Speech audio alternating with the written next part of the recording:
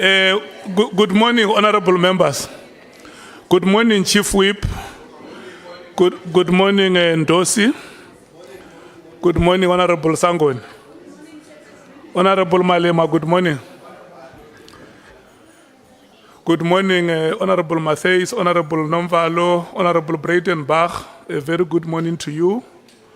Honourable Klopa, Honourable Barnett, Honourable Ngola, Honourable James. Good morning, Advocate Zigala. Good morning, SC. Mattheys wants to ask you a question. I don't know how you are going to respond when you are away. No, Ndosi is requesting to go out for just a minute.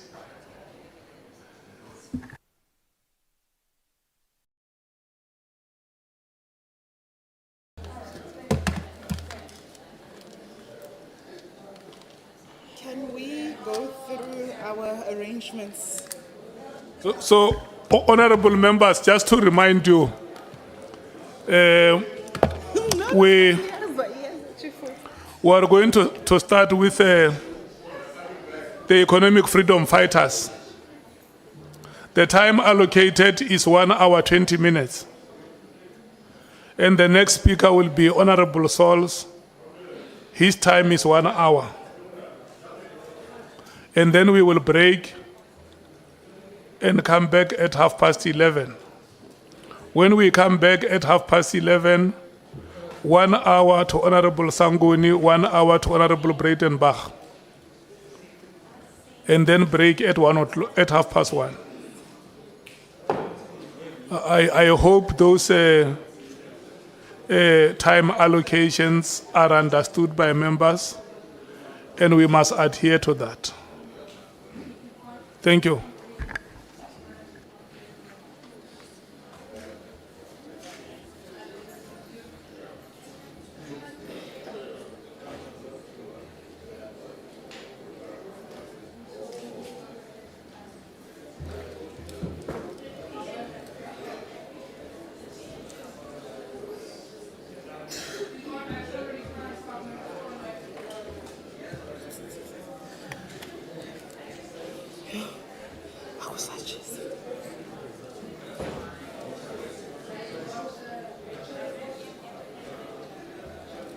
It's so hot.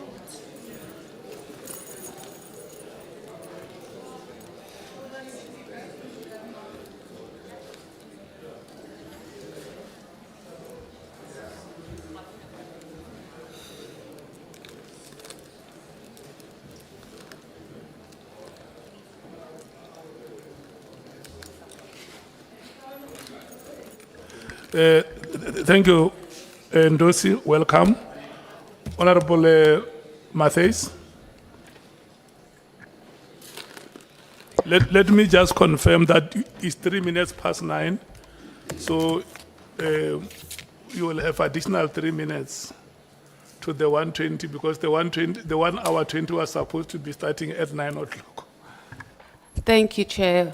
Chair earlier said you said that, you don't have a clock on me. I'm just saying. Thank you, Chair. Good morning. Good morning, honourable members, and good morning, former Minister. Let's get into it. Former Minister, you've said that the National Commissioner, Bheki Cele, stabilized SAPS and put many systems and structures in place that made the police function much more efficiently. Then you took over from Cele and you continued the great work, and the crime stats are evident of your superior work as a National Commissioner. Then you were removed.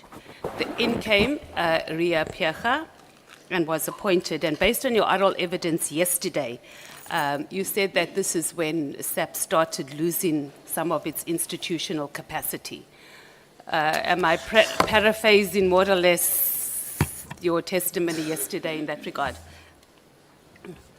Particularly on the former National Commissioner, Ria Piecha, and her administration. Yes, okay. So what do you think, or what do you know, what factors or interests led to the appointment of the former National Commissioner, Ria Peja, as the National Commissioner? Well, I don't know. I'll be guessing, Honourable Member. Good morning and thank you very much. I'll be guessing what led to that, except the understanding that the appointment of the National Commissioner is a prerogative of the President of the Republic of South Africa, authorized by the Constitution of the Republic of South Africa, that the President will appoint the man or the woman as the Commissioner of the South African Police. So what criteria really that is used, I can't tell. I gave the story myself that I was approached by him that I'll be appointed, and I did not like the job at all because I thought it was a tough job, but he insisted and all that. So but when I was appointed, I had a little bit of understanding of the police. Remember, I was the MEC, I was the chair of the Safety and Security in KZN. I don't know what would trigger or even given an inch of understanding or thinking that Ria Peja could be a national commissioner. I have no idea. So there's actually something you don't know about the political landscape and appointments.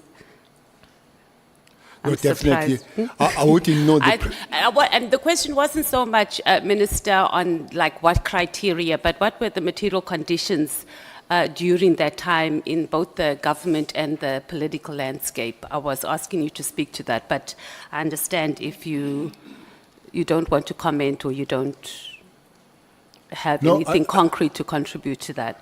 Well, I don't know anything about somebody's prerogative. It's somebody's prerogative, which means it's you and you only, Honourable Member, nobody else. Once it's prerogative, you can do something that we don't understand, but it's your prerogative, and then we must live with it. Okay. So you're pretty much saying that you didn't understand, or you maintain that you don't understand why that decision was taken, but we do understand that it was the prerogative of the President. Do you think, and maybe this is a better question, do you think that the institutional capacity or the decline of it rather was a deliberate process rather than a gradual neglect? And more specifically, whose interests do you think it serves if we have a SAPS that is weak? I guess it was deliberate. I guess it was deliberate. As I've mentioned, you know, the structures that were there were dismantled. Both the operational and the managerial structures were really messed up. So whose interest was it? I wouldn't know. But I could also say it did look like it was across the justice system rather than the police alone. The NPA was changed. Some people they were thrown out of the NPA. Some are sitting here who were thrown out of the NPA. Not only that, even in the state security apparatus, people that were there were thrown out. People that you know that they were doing the good job, they're thrown out. Whose interest will be, maybe that's a story to find one day why. But you ask me if it was accident, I would say no. Okay, and you don't have an opinion on why this would be? And I understand it would be your opinion, but you haven't done any digging, and you are a senior member in, both a political party, and you've been serving in government for a very, very long time. So when you see this, I'm sure you would have had some discussions or applied your mind. And I understand that this would just be your take on it, not necessarily that was the case. Well, the opinion is that if I come, I want to steal, and I know that you have a bulldog, having a chance, I'll take the teeth out of the bulldog. so that I do things proper. So maybe somebody was taking teeth out of the bulldog so that can do things the way he wants. And who do you think that was? Those that were leading. Who was leading at that time? Well, Zuma was the president at the So it time. was under the Zuma administration. What was, so I guess you've answered this also already, because you're saying that there was also increased political interference during that period, and that contributed largely to the deliberate institutional capacity decline within SAPS. Can we say that? Yes, I would agree with that. Okay. One of the reasons you said you were removed, former minister, was that you refused to take illegal or improper instructions. So I want to talk a little bit about the Marikana massacre, because it happened during that period. So if you were still the national commissioner during that period when the Marikana workers were protesting for a living wage, and then we had the ANC deputy president, Cyril Ramaphosa, that was all over, meeting ministers and calling for pointed action. How would you have responded to the protests of the Marikana workers? Well, I would be saying this time and again, sometimes I sound arrogant. If I were there, they would not have a Marikana. I sound arrogant when I say, but I can assure you, there would be no Marikana if one was there. Maybe let's take this one. I don't know, I'm not defending Cyril on this one, but I don't know. Cyril was the member of the ANC, was not in government. Yeah, that's who's what the I president said. now. And then he speaks to the Minister of Police, as it happens even today, that people, they speak to the minister. And then the minister speaks to the national commissioner, and Marikana happens. But the focus up to this day is more on Cyril rather than the minister and the national commissioner that were there. I don't know how it changed to be that way. For me, I think, again, most of us were crying at the wrong funeral there. To say Cyril is maybe the letter that he wrote, or the email, I don't know whether it was a letter. Yeah, that's email. where I'm going. Yes, but he wrote it to somebody that had to moderate it in terms of implementation. I don't think that the letter from Cyril said, you go and shoot 34 people and die there. I don't think he said so. So I would love how it came about. Another very serious point about Marikana, all of us, we talk about 34 people. We don't talk about 10 people that died before that day, and brutally so. You know, the police that were killed there, and they were cut their manhood and all that kind of thing. We don't talk about that. But you want my opinion on the police shooting on that particular day. Let me give the story of the National Commissioner, who's almost 2 months in the job, and he surely has no understanding of the environment. Honourable Member, the operatives, the commanders, some of them, for sure, the person that was there, I think was Mawela, who was on the ORS, they went and briefed the National Commission and go to copies and sit on copies. He said, you go and fence that place, put the barbed wire, put the police inside. When the people come, put the tear gas on them. That's the first thing. Second thing you do, you go to the bus company and tell them to stop ferrying people there. And thirdly, have what you call disruptive arrest, those that were agitating and all that, do that thing. And as they left, he changed the whole plan. He told Commissioner Mbombo, who was the only female commissioner, provincial commissioner at the time, to say, you go and deal with them. You remember the morning statement that today is a D-Day. And that's how it came about. There were many ways of avoiding that kind of death. And it's unfortunate that it happens, and we must, as South Africans, stay with that blood stain for a very long time.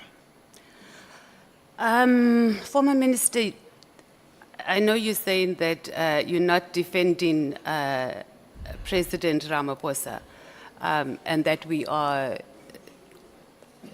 that our focus hasn't been on the minister and the national commissioner. But this is speaking exactly to the political interference, because he wasn't even in government at that time. He was a deputy minister of the ANC, and he was calling ministers. And he asked, and he said there must be pointed action. So we can't downplay that. Was that deputy minister of the ANC? Yeah, he was deputy minister of the ANC at that time. No. No. Oh, deputy, sorry, No, he wasn't. okay. No, he wasn't. Sorry, my bad. Deputy president of the ANC at that time. No.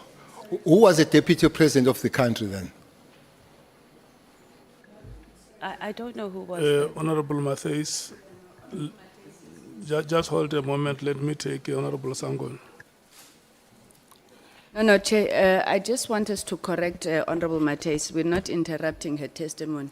Mr. Cele Ramaphosa was neither deputy minister nor deputy president of the ANC when Marikana happened. If the facts can just be correct. Thank you, Chair.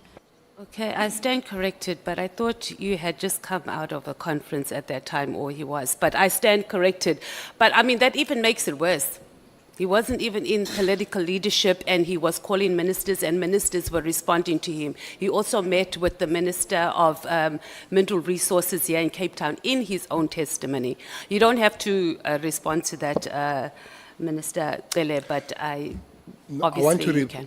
To respond on the first one. I think deputy president of the ANC have been always deputy president of the country. So that's why I want to know who was the deputy president of the country then, because that would be the deputy president of the ANC.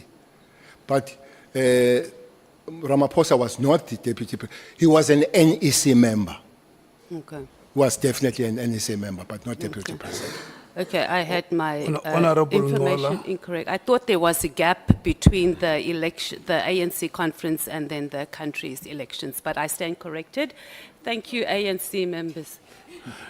Honourable Mathis, let's take Honourable Ngola. Thank you. No, Chair, just to also help that Marikana happened in August 2012. President Ramaphosa was elected Deputy President of the ANC in December 2012. Thank you, Chair. NEC members of the ANC calling ministers. Thank you. Let's move on. Thank you. You said you've refused to take illegal and improper instructions, and this is why you were removed. I think I've dealt with that question. Do you think Ria Piaga was thrown under the bus by the same politicians who entangled themselves in the SAPS operations that resulted in the Marikana massacre? No. Before that, Honourable Member, I want to take a step back on this NEC members calling the ANC. The CIC sitting next to you there, on the issues of safety, we have met as I'm the ANC, as I'm a Minister of Police. But CIC, we have met. It would be so much irresponsible for me to say I'm not meeting the leaders when it comes. The leadership of the IFP, I've met Tlabisa as a president. I've met Holomisa as a president of UDM. And I just imagine the minister saying, I'm not meeting the politicians.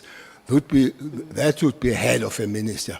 So because all of us, we have one minister. Otherwise we say, you have your EFF minister, you have your UDM minister, you have... So that can't be out of order when political leaders having access to ministers. It doesn't matter. If you become a minister tomorrow, I'll look at you, social welfare, and ask my 350 from you. So definitely it can't be out of order that political leaders having access to ministers. Okay, but we're not saying that it's out of order for the access, but the level of access and even the emails that are even calling for pointed action, it was quite specific. But I think we can move on from I there. agree on that, we can move on. Minister, that was excessive involvement, was almost like a directive. Let's talk about whether you think Ria Pheega was thrown under the bus by these same politicians who entangled themselves in the operations, the Marikana SAPS operations. About the operation or about the whole appointment? No, the operations during the whole He thrown Marikana himself under thing. the bus. She threw herself. Yes. She wasn't thrown She also. threw herself under the bus. I'm saying Oh, okay. she had a good night before when the operatives, the generals, they went to brief her how to handle the situation. And in the morning, there was an announcement to say today is a D-Day, opposing all the briefings that had happened the previous night. So she was given the way out, and she opted to not to ride the bus, but to go under it. So do you think she did that because she was directed by the politicians? I wouldn't know then. Why so? Okay. Yesterday, you said that if you were the national commissioner and you received that New Year's Eve directive about disbanding in the TWAS team, you would have told him to stay in his lane. Do you think that General Masimula is part of the problem for allowing political interference? I don't think it's a part of the problem, General Masimula. Well, to start with, on the eve he wasn't there, and then but at the end of the time, I think for me it became very soft, even to engage on phasing out. For me, he should have said, no, it can't happen. Maybe take the opportunity of explaining to the minister, eyeball to eyeball, how it came about and advise. But looks like there was not even an opportunity of the National Commissioner, nor Mkwanazi, nor Kumalo, to brief the minister on these matters. I think the door was shut for them.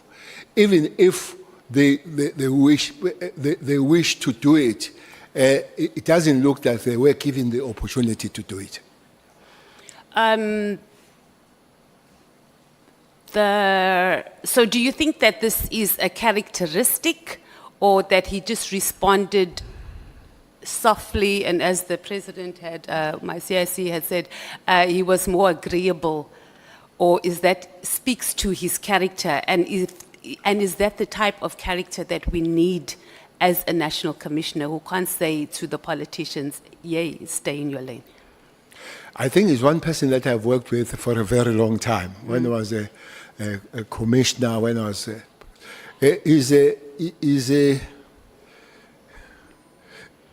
Masimula is very respectful. He's something that has a lot of respect as a person, as a human being. No doubt about that. Sometimes in the circles where I speak, I said he would have made a good bishop, Masimula. He's got a very, maybe a very good heart to look after the lions. That's that for me. But he knows his job. He knows his job. Maybe he doesn't have enough pushback when he's supposed to do it.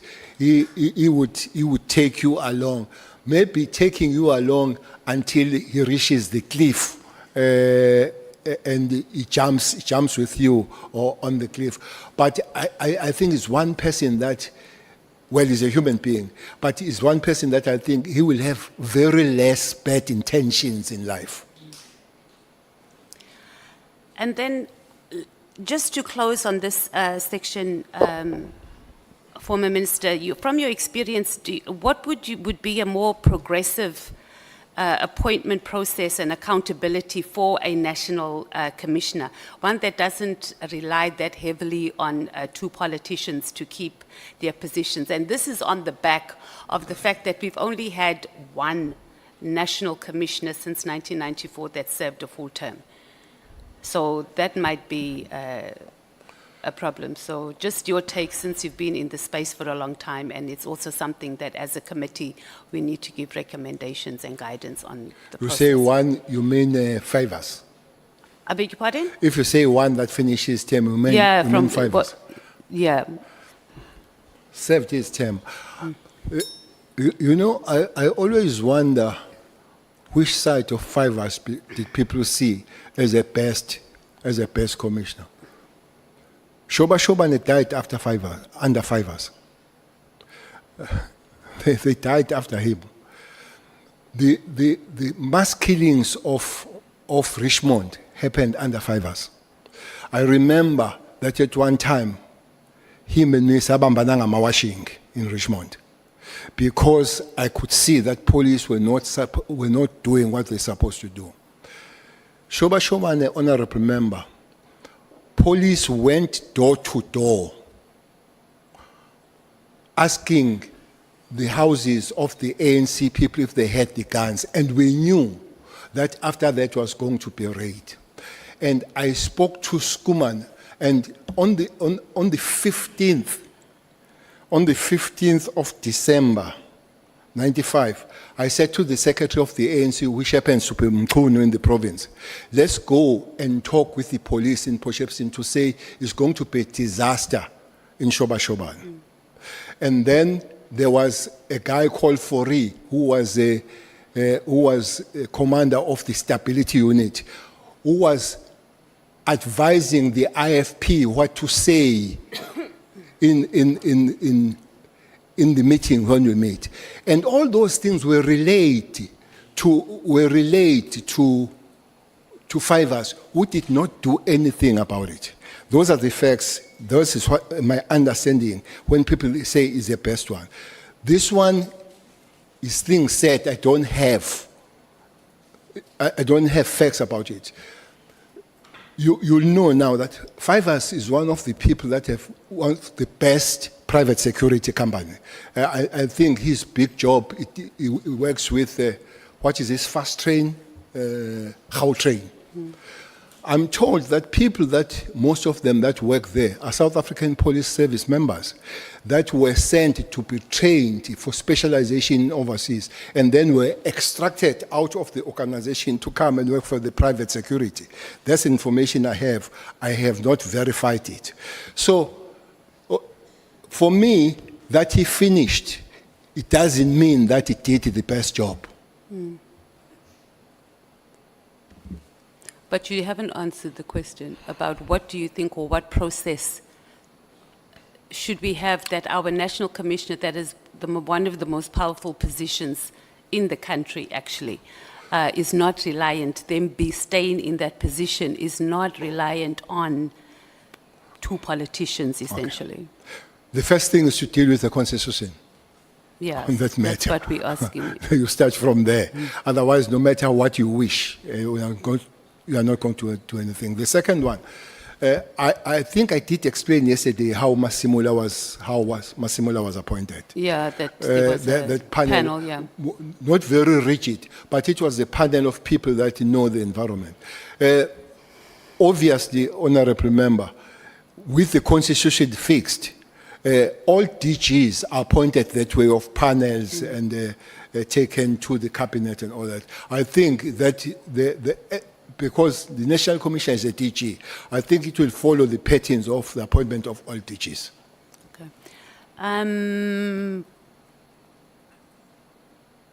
You said that when you were appointed as the National Commissioner, you had a pretty decent relationship with most of the generals when you arrived at headquarters, lieutenant generals, major generals, but not all of them.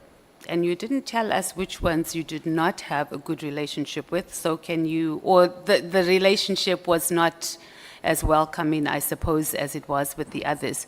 So who were those, and how did you manage those working relationships? Most of them had good relationship, but the one I think we didn't have a good relationship with Cele, General Cele, who was the head of the supply chain, and also before he joined the South African Police Service was the commissioner of the Sky Butcher Police under Noche, who was the Minister of Justice, Police and Correctional or Prisons. So I felt he was really locked and arrested to the past of him being the leader of one of the most brutal Bantustans, this guy.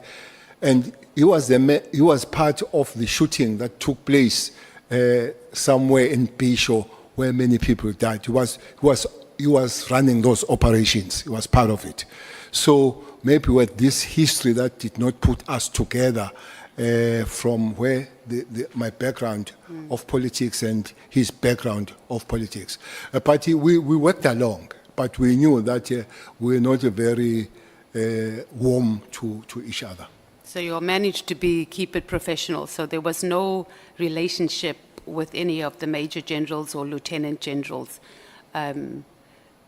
that affected the performance, you performing your job and also them performing their jobs during that time? Well, any good thing that happened then, it was collective, Honourable Member.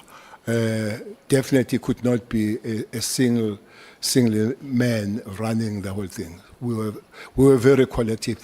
And fortunately, we had this very focused project going towards the 2010. So that makes us to work together. So you ran a tight team, you maintain that you ran a tight team as the National Commissioner with your generals? No doubt about that. No doubt about that. Let's go on to the IMC. I know we've overkilled this a little bit, but there was just some things that were not that clear. So the IMC for the political killings, did they report directly to the President or to Cabinet? And if they reported to the President, was Cabinet regularly briefed on its work and its resolutions?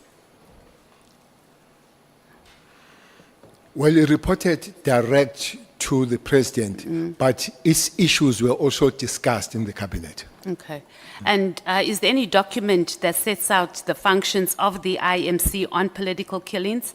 Not the PKTT, because those have been explained both by the National Commissioner and the General, but something similar to like terms of reference that were adopted to guide the work of the IMC. Well, the documents of the IMC would be the minutes of the meetings, but also because it was multifaceted in terms of departments, the information note that was produced by the National Commission of the South African Police, yes, it does have that information they're talking about, how they were going to be informed and what are they going to do coming from where. But I would not argue the same what other DGs do in their department to create the roadmap, as I know for sure that South African Police Service under the leadership of Cele did. If you ask that, the portion of the police, indeed, that happened. Okay, so there were no terms of reference. We just have an information note on the IMC, or the establishment of the IMC. Well, and then minutes of documents, etc. There were no terms of reference except the instruction what they were supposed to go and do in KZN. You explained that task teams, by their very nature, are task and time specific, and it can't be a permanent, and there's no, and that no organization can ever eliminate the reliance on task teams. right? That was your oral evidence yesterday. But in your term of office as a minister, you were chairing this IMC. Were you ever briefed about the 2019 work study that was done about task teams? Do you know about the 2019 work study that was done on task teams? Because the minister relied heavily on this, and he used this as one of the reasons for disbanding the PKTT. I don't know what this work study. What I know is organogram. It was submitted to us. So during your period, you've never seen the 2019 work study report? It was organogram, rather than the work study. Okay. Well, I guess if we have that in the, okay, we can follow up on that. So you don't know about the work, you understand the onogram, not this work study report. And okay, let's say that if we are talking about the onogram, why wasn't that implemented? Because this is what the minister is saying, that he used it and he relied heavily on that outside of Auntie Mary's letters of complaints, etc. So the work study report, he went on quite significantly about it. So what was your understanding about? But you're saying it's not a work study report, you're saying it's an onogram. So that might have fallen part, Minister, of the work study report. Maybe one problem you raised initially, Honourable Member, of the lifespan of national commissioners in the South African police. They are responsible for development of the organogram, and then they concur or they show it to the minister and all that. For the very fact that they stay this short, as they develop it, you find that he or she goes without finishing it.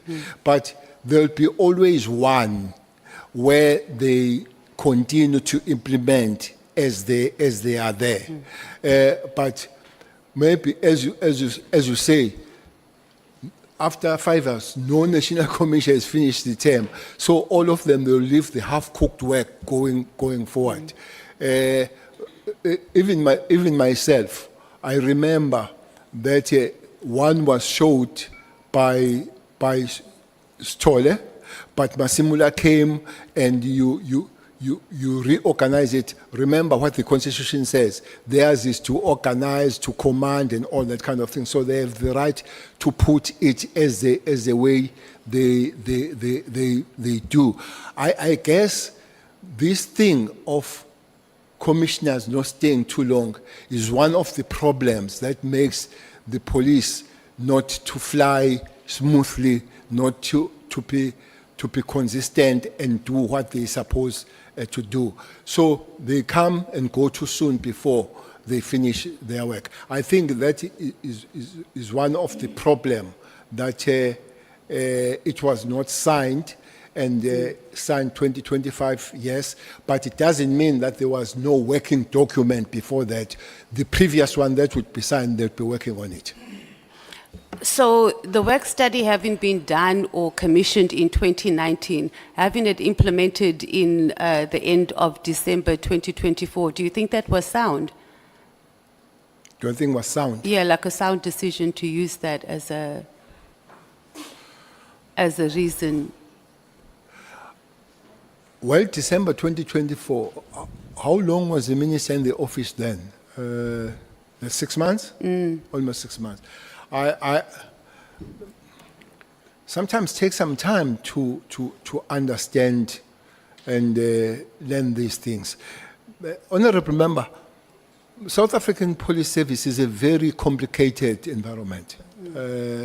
It would help for any one of us to give a little bit of time to understand members there. But I heard the minister that he has consulted with many people and all that kind of stuff. I don't know how deep has it done that kind of consultation. But for me, that would be a little bit short to come there, you find this 2019 thing, and you don't give yourself enough time. 6 months for me would have been too short. The Minister Mkunu also testified that parts of the handover when you left office as the Minister of Police, that the handover did not include a briefing on the PKTT. Is that true? Did you have a handover? Or did We you did just have go, I prepared quite a thick document for handover. We sat down 2 hours, we discussed. 2 hours Yeah, only? yeah. Actually, I was given an hour in the office. And then I was given an hour. And there was no engagement after that 1 hour, 2 hours in this 2 case? hours. The engagement that could have happened is when I've left it to you and said, Minister, my phone away because there are many other things that we might have to share. Unfortunately, that phone never came. And I guess even the question of this PKTT would have better discussed if that phone did come. But I can't remember, Honourable Member, the issues that we discussed that were in the document. In those 2 Honourable hours? Matthias, let's take Honourable Novalo. I thought you were stopping me. Thank you, Chair. Yeah, thank you, Chair. No, Chair, on the question that Honourable Matthias has asked a short while ago about the letter, the study that was signed after the letter was issued. I'm just interested on the clarity of the Minister on the procedural aspect. That, Minister, is it correct, General, is it correct to sign or to issue a directive on the basis of a letter which we have not signed as yet? Because the justification by the Minister is that the reason why we disbanded this on the 31st of December is because we signed a study, or the Commissioner signed a study with a new organogram in May 2025. So the new organogram was signed after the letter was issued. Now, was it procedurally correct? I'm just interested on that part. Thank you. The study was signed in May, and the 31st letter Yes, was was disbanded. going to be accommodated on the study that does not exist. Yes. Okay. It doesn't give logic because the study was not existing. So why do you sign the letter to fit on the structure that is not existing? So I don't think it was correct. Thank you so much. You may proceed, Honourable Matthias. Just on clarity, when you met Makhala in December at the very posh Beverly Hills hotel in Umhlanga, did he tell you also, I just didn't get proper clarity on that, did he tell you that the PKTT was going to be disbanded? No. Okay. So the first time you heard about it was with the rest of us, the New Year's Eve, when it was circulated in the media on the 2nd of January? Yes. Okay. You also indicated yesterday, and maybe I should also just get clarity on this, that you saw messages on his phone, Kat's phone, from the minister. Am I correct? Yes, those messages that were either from Kat coming, they were sent to my phone. So I read them in my phone coming from Kat to say this is what he has received from the minister. Okay, I thought yesterday you were saying that you saw evidence on Kat's phone that the minister and him were engaging. That's not so. No, it was on Kat's phone, but it was sent to my phone. And then how did you verify that those messages were indeed from Minister Mkunu? Well, I was told that were from Minister Mkunu by a Kat, but verification it was not not done. Did you engage your comrade? Because you refer to him as your comrade. I mean, you're both long-serving members, senior members for that in the ANC. Because you meet this person, Minister, for the first time, and he's telling you these things about the minister and financing his campaign, did you engage your comrade about that? Because who else could he be telling? And Minister Mchunu, whether you like it or not, is your comrade. You don't know Kat. Well, I don't regard him as a comrade. He is a comrade. You don't what? Sorry, I didn't get that. You said I regard him as a comrade. You said no, I that- don't regard him as a comrade. He is a comrade. Okay. I did say, Honourable Member, that I did try to engage him to talk about things, including mayor and all somewhere in January, where I was not offered the opportunity to discuss the matters. And then what was your intention? Because you said you wanted information from Kat many times and very animated at that minister. So what was your intention on using this information about Kat regarding Minister Mchunu that superseded the fact that this Kat has told you that he signed, that he committed a criminal offense? He signed a sworn affidavit saying that police stole his Rolex watches and they didn't. Well, the information started from there, but it was interesting that I was part of the discussions as they were talking about the project. So I wanted to hear what more was said about me going forward, working on the project that he was asked to fund. And as I've said, Honourable Member, that I would not have said no to information, especially when it involves me. I said, one of the discussions says we'll work well so long we don't work with Cele and Zuma, but sometimes the document that was very old, it was sent as it was going to be used as a basis of arresting me and all that. So with such information, I would not have stayed far to understand what's going on, what is discussed about me. So your intention on accessing this information was pretty much to protect yourself and also, to an extent, General Kamalo. And understand what is happening and what is said about me, yes. And what would you have done, or what were you planning to do? Was it just a way on how you were going to maneuver or navigate? Well, it would have been good to speak to the minister as my comrade about it. That has not happened. I've made the fact that I did try, but I didn't win that battle. But also, it would be good to know what is planned about me, so that whatever way to defend myself is looked at, and any action to defend myself is taken. You engaged Minister Ramaphosa at the ANC January 8th rally.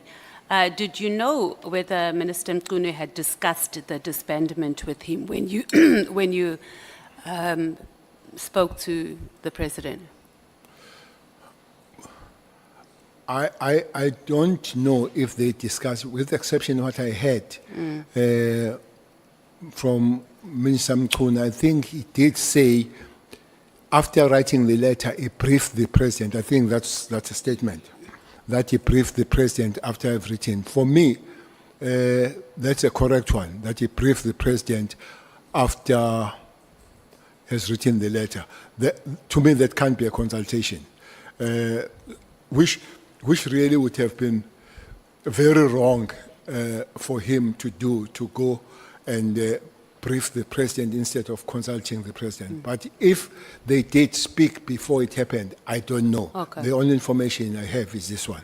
Oh, okay. And then what, you did not tell us what was the president's reaction. I think that's very important. Did he just smile and nod? When I spoke to the president to facilitate the meeting Yeah. of either three of us or with him, he said he will look at it. That's it. He wasn't surprised. He just said he was going to look at it, and then did he come back to you? Was that facilitated? Well, Honourable Member, you are a top official of the EFF. So we are speaking at the stage when the rally is about to start. Really, even yourself as a DSG, Yeah, the TSG. If I come that time, you might even say, come back the other time. So we're at the stage, everybody's singing and all. I see a small opportunity. I rush. I said, please, can we happen this? And I go. I said, okay, I'll look at it. And that was that. And it didn't happen. It could be even, by the way, not again speaking on his behalf, it could even flash out of his head, looking at the situation and the place where he was set. And then you didn't follow up with him since he had indicated to No. you, yeah, you'll look into it, you just left it? No. All right. Let's talk about, you spoke extensively about SAP's capacity and private security and both the taxi industry luring our highly trained SAPs and Defence Force, Special Task Force members to go and work with them. And primarily this is because of the poor working conditions and the low pay. Did you have these discussions or did you raise any of this when you were a minister in cabinet meetings? Because, I mean, this is a dire situation that we are in. So what did you do about it when you were a minister? Did you engage cabinet about it? Honourable Member, that situation you see is not only dire for those special forces, it's dire for the whole organization. Yeah, that's...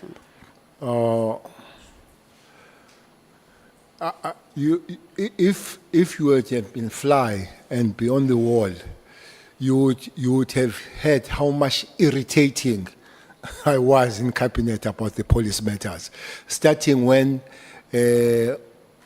Honourable Tito Mboweni was there, may his soul rest in peace, when he was a Minister of Finance. I even ventured on something funny when I said to him, can you allow the police not to pay, from certain level, not to pay the tax? Because their salary is terrible. Their salary is terrible, and their work is hard, the police. And then he said, what do we do with nurses? What do we do with teachers? I said, I'm not the Minister of Nurses. I'm not the Minister of Teachers. I'm a Minister of Police. If those ministers, they see it fit, they will come to the minister. And they just says, that won't happen. And it didn't happen. I said, okay, can we work on the numbers of the police?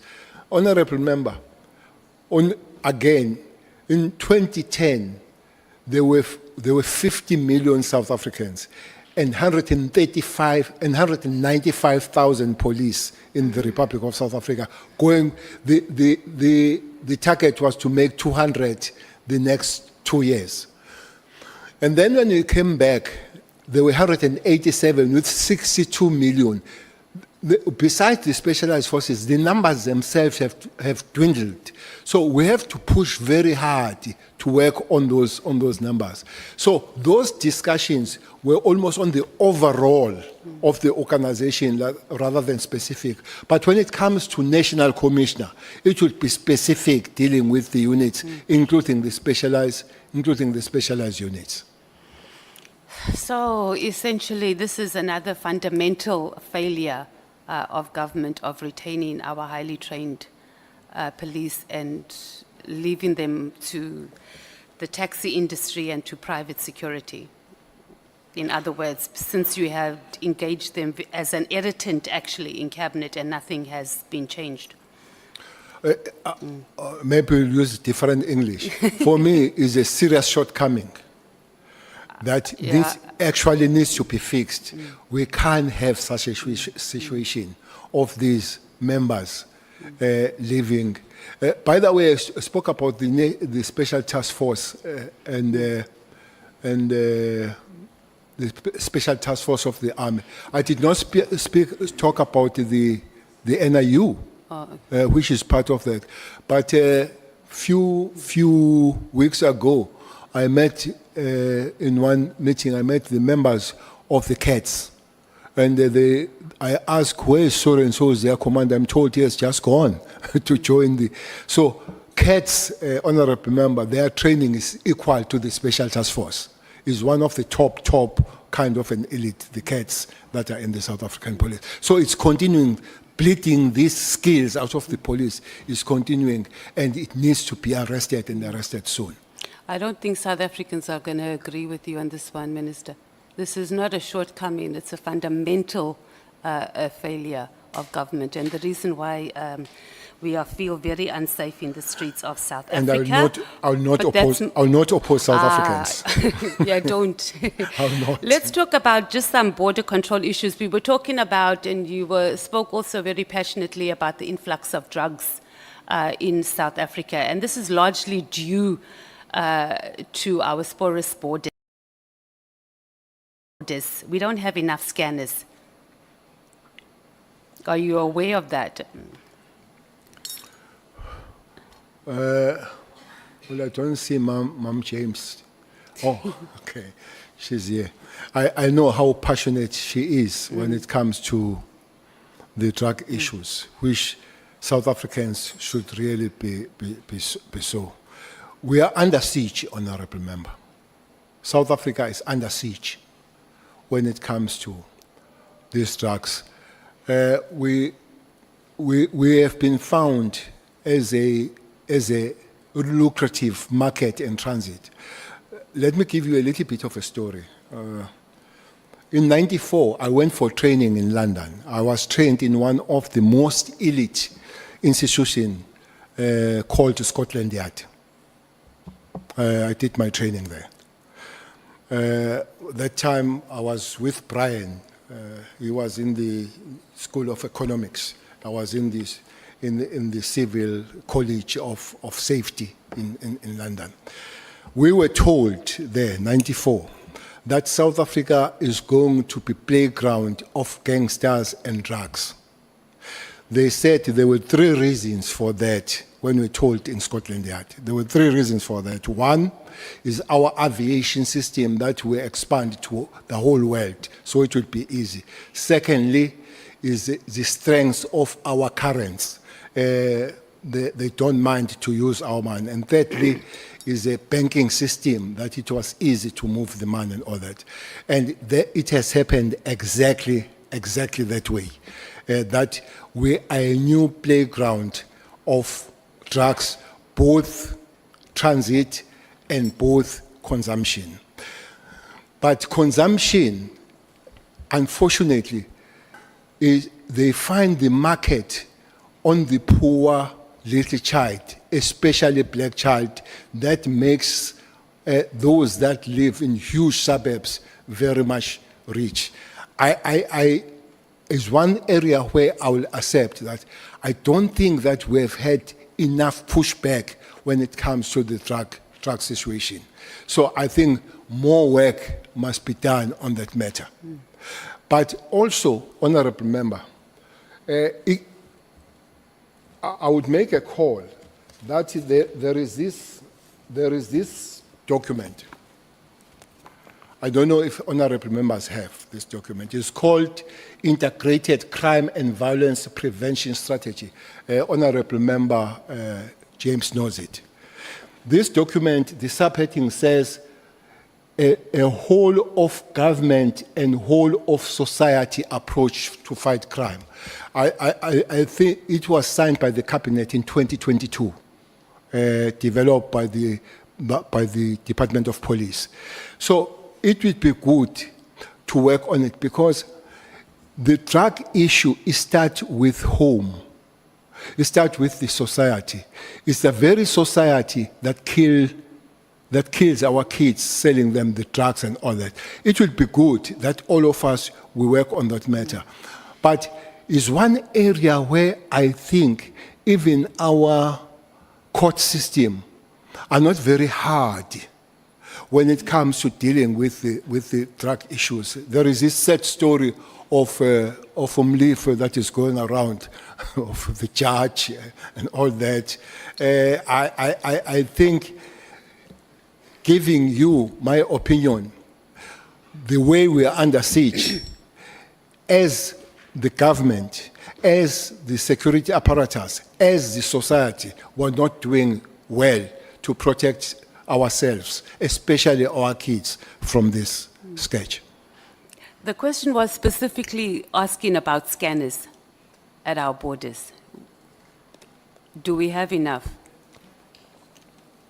Scanners. that can scan drugs and human trafficking, etc.? Because No. you also served, there's a... No, we don't. Yeah. No, we don't have. So when you served as the National Commissioner and also as a minister on the, I think it's the Border Management Interministerial IMC. It's PMA. Yeah. And that's headed by the Minister of Home Affairs from what I understand. So were there discussions and was there a push that we get more scanners? Because surely this can't be a budget thing because it starts there at the borders. So what were the discussions? Why is Treasury not releasing money to get more scanners, from your understanding? It was raised, not once, for many times, to find those scanners. But as you say, that Treasurer will look at that, and the security cluster coming to it. It will help if we can get more scanners. But I can assure you, that would not stop the drugs coming. We'll have to have the extra method, but it will reduce it as it Drastically, comes. Drastically, I'm not sure, because one Why? big problem about this thing is the human nature, Honourable Member. It's a human nature. As you are sitting here, everybody asks the question about the Auditor General. Everybody asks the Auditor General, PCKI and all that. You come here, you see the scope and all that. Drug lords and criminals have no Auditor General. They don't have Auditor General. They don't have a budget. They don't have a scope. So the budget of criminality always beats the budget of government. That's why it's important that security cluster is taken as one of the departments to make the country stable. And it is not so at the present moment. Noted, Minister. So Treasury, I think, also just gets the, and I think even members of Parliament and government, we get this thing mixed up because it's Parliament that approves budget. And it's not necessarily Treasury. So I think that's something we as the ad hoc committee must note in our findings, that it can't always be Treasury that dictates what must happen. We are the lawmakers, and when things needs to happen, we need to give instructions and they need to follow through, because their general attitude is that they are the deciding factor on money. But that's just by the way. Let's talk a little bit about, we spoke about, and you spoke quite extensively about the political killings and political party accountability.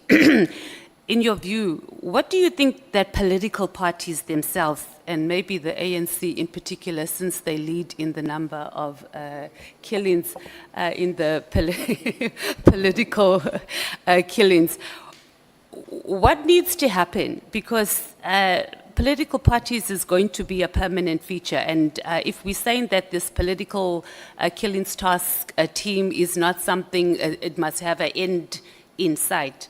But political parties are not having an end in sight. Speak to us about what political parties can do in that regard, and then, okay, let's respond to that, and then I'll move to the next question.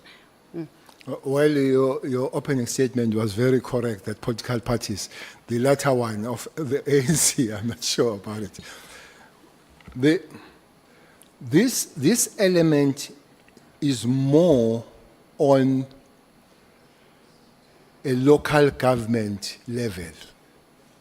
You don't find more of the MPLs being killed, or ourselves MPs, and is more on the, so which means I had somebody, I can't remember who was to say is linked to tenders. I think it was Honourable Nomvalo yesterday.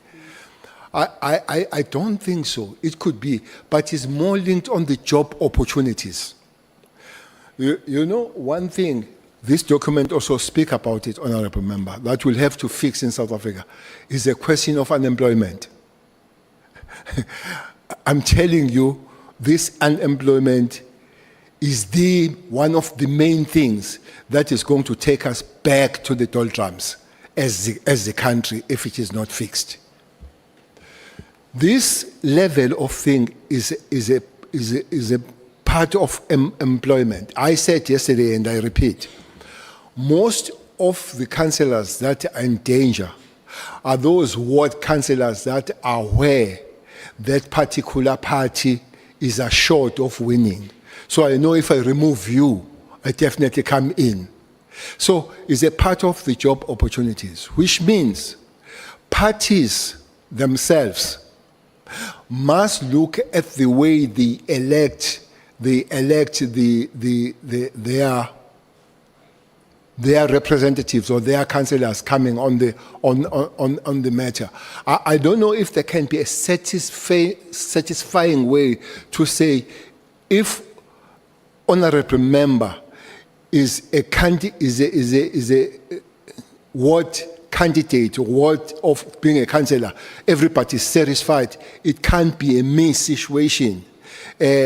Can help. So parties need to work on that. But I think it needs to work broadly, even systematically, to say, I don't know if it can be done that if the councillor dies, there should be no kind of by-election, because it guarantees a killer that I'm going to come in. So I think we need to find some way that you killing me doesn't guarantee you that you are coming in. I think there are 3 wards where I know where the candidates in an assured particular ward that they will win are killed for immediate by-election. So they know they're going to come in. I think political parties can work on politics of what do we do to replace the murdered councillors. But broadly, political parties through the government and the National Assembly and their assemblies work on finding the job for people rather than having the government positions the only guaranteed jobs.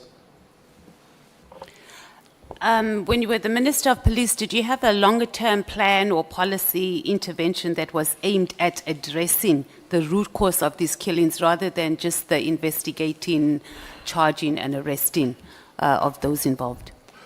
PKTT is part of it, was a part of the long planning, a part of the stabilization. That you investigate, you arrest, but also work on the preventative measures, which is part of the stabilization.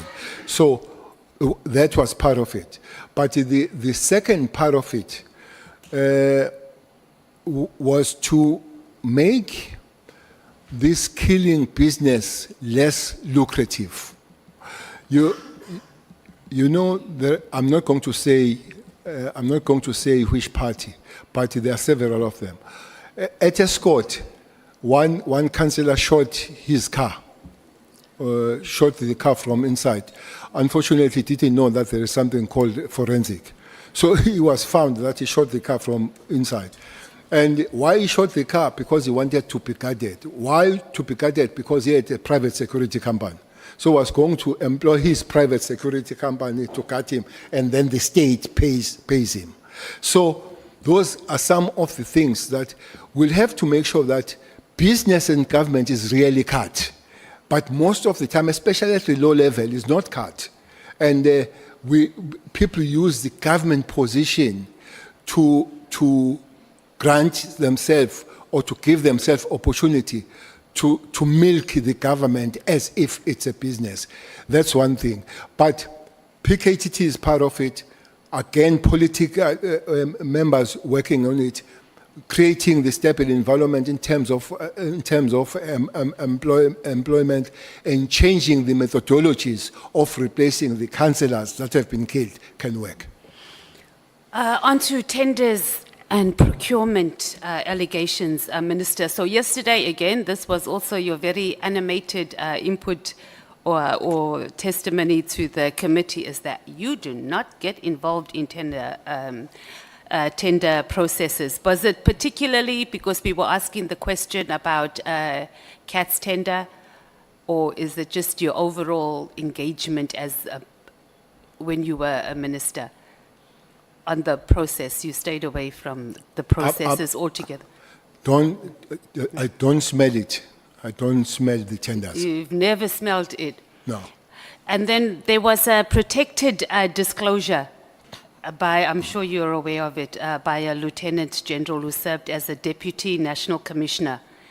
And this protected disclosure paints a very different picture about your involvement in the tender processes. The Lieutenant General, in his protected disclosure, said that you were involved in the procurement of interception equipment that was valued to approximately 120 million rand, and this was without the required exemption certificate from the Department of Justice and State Security. What's your response to that? That would be Vuma. That member of the would be General Vuma.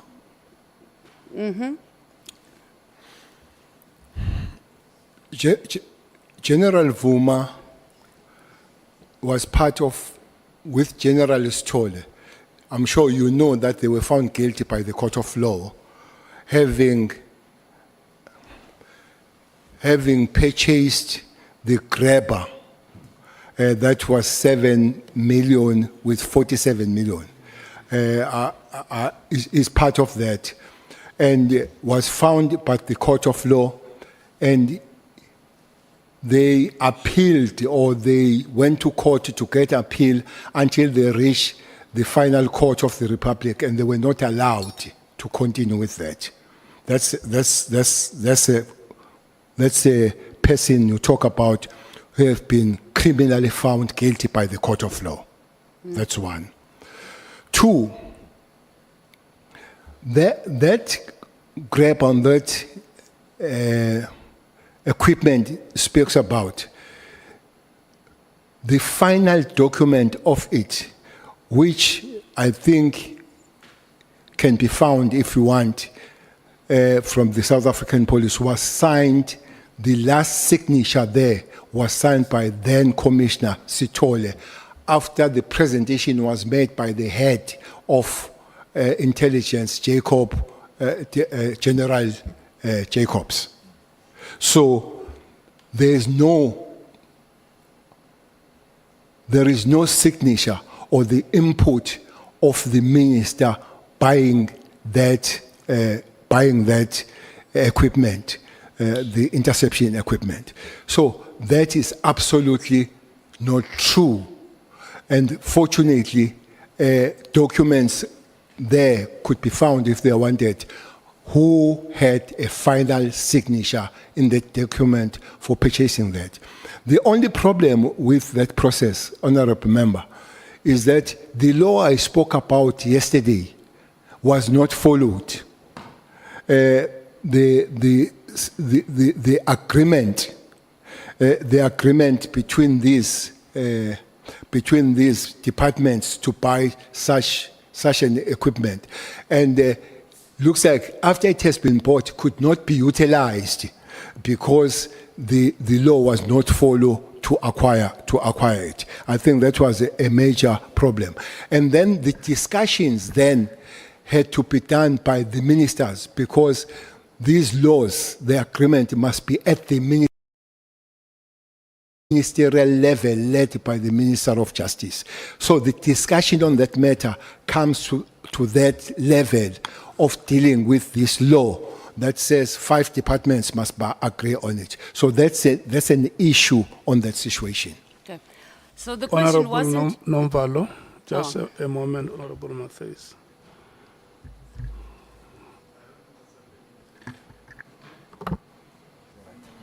Yeah. No, thank you, Chair. I'm sorry for coming after the fact.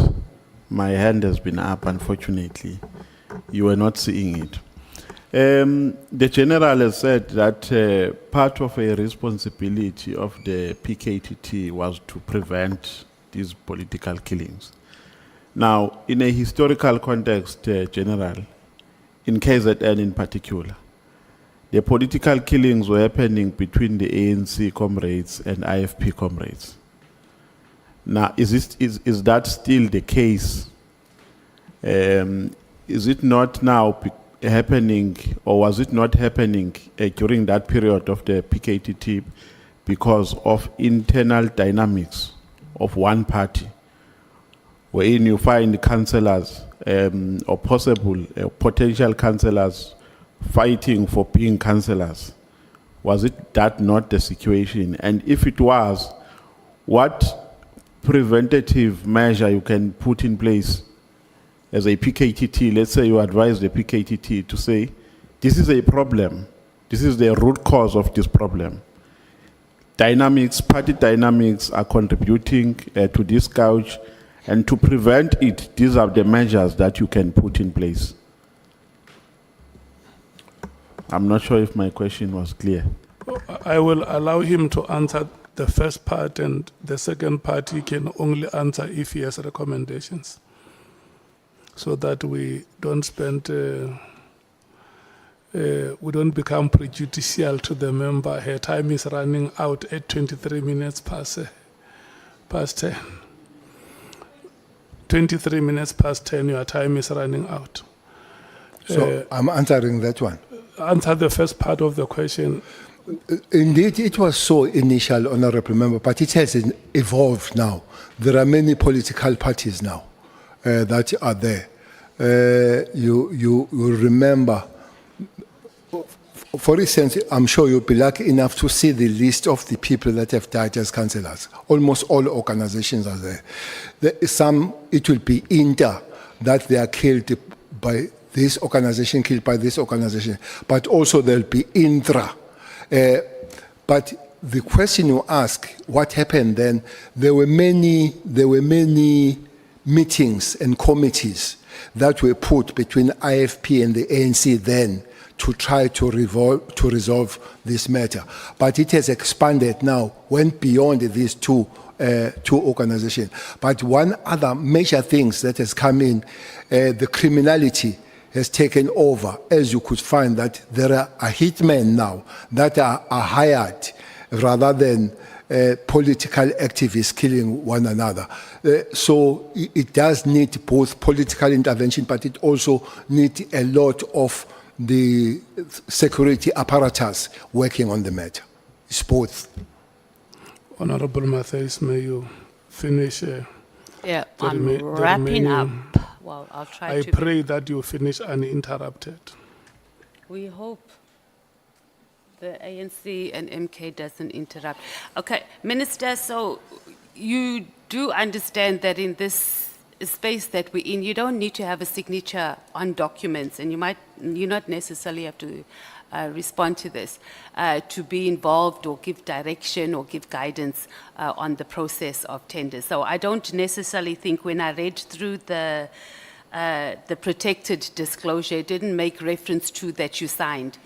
You were just implicated that you were involved in the process, and also you were also involved in the process of, this is what he said, the tender that was awarded to MTN, and also the tender to get the Airbus helicopters for SAPS, and that was for more than 400 million. So you say no. You were not. Let's leave the signature out, because he's not saying that you signed off on it, but he accused you of being involved in it. So you're saying that you were not at all. You didn't know. You did not give guidance. You didn't call meetings or anything. Can I answer now? Yes, please. But he also says that I wanted to kill her. Who? That disclosure. Okay. She says that person who But wrote that's the- deflecting now, Minister. No. Let's speak to this. Is it true or not? But I'm saying she also claims then the closer to the president, I want to kill her. Okay. And she's not dead. But it doesn't mean that. Oh, so you're saying that if you say you're going to If I kill wanted to someone, you kill will her- kill If I them? wanted to kill her, she would be dead. Oh, right Yeah. here in the house. So she's not dead. So That's a very Honourable- powerful statement. indeed, because that's what she says there is a part of the lies that are there. So- Honourable so you member, just saying honourable you member, weren't. is absolutely no such. Okay. Let's talk about Maklala, because you said you like to get freebies from him because you're on pension you're on pension now. You don't think that he has any expectations from you at all, that he's engaging? I didn't say I want to get freebies. I didn't say that. You I said you liked I said I freebies. was given freebies. Oh, you Yeah. said you liked it too because you're a pensioner, No, or I you misunderstood. say I said I want to. I didn't say I want. I was given the freebies. okay. No, I understand that, and even maybe the term free breeze is overarching, but I don't think that it did hit my mind, and it was never said that there was an expectation from his side. So you don't think he has, I missed that part, that he has any It has never been expectations? said, and I've never thought so. Okay. And you didn't consider that he has any expectations? No. He's just been nice to you. So when he comes here, because he's definitely coming here to the ad hoc committee, how would you respond if he tells us that he traveled by road to bring cash to you because he couldn't fly with the large amount of cash that he was bringing to you? I would say never. I never received any cash from him. Okay. About LL, Louis Lechenberg, you said he's the kingpin of Zamas. How long have you known this? I've known the name for some time, but I've met him twice. I met him in one of the top curry restaurant in Pretoria, where I was having a dinner with my beautiful wife. At least that's one common thing we have with Julius. Minister, you can see my chair is going to cut me on time, so you can keep your wife stories It and came dinner. to me there, and secondly, when I was receiving the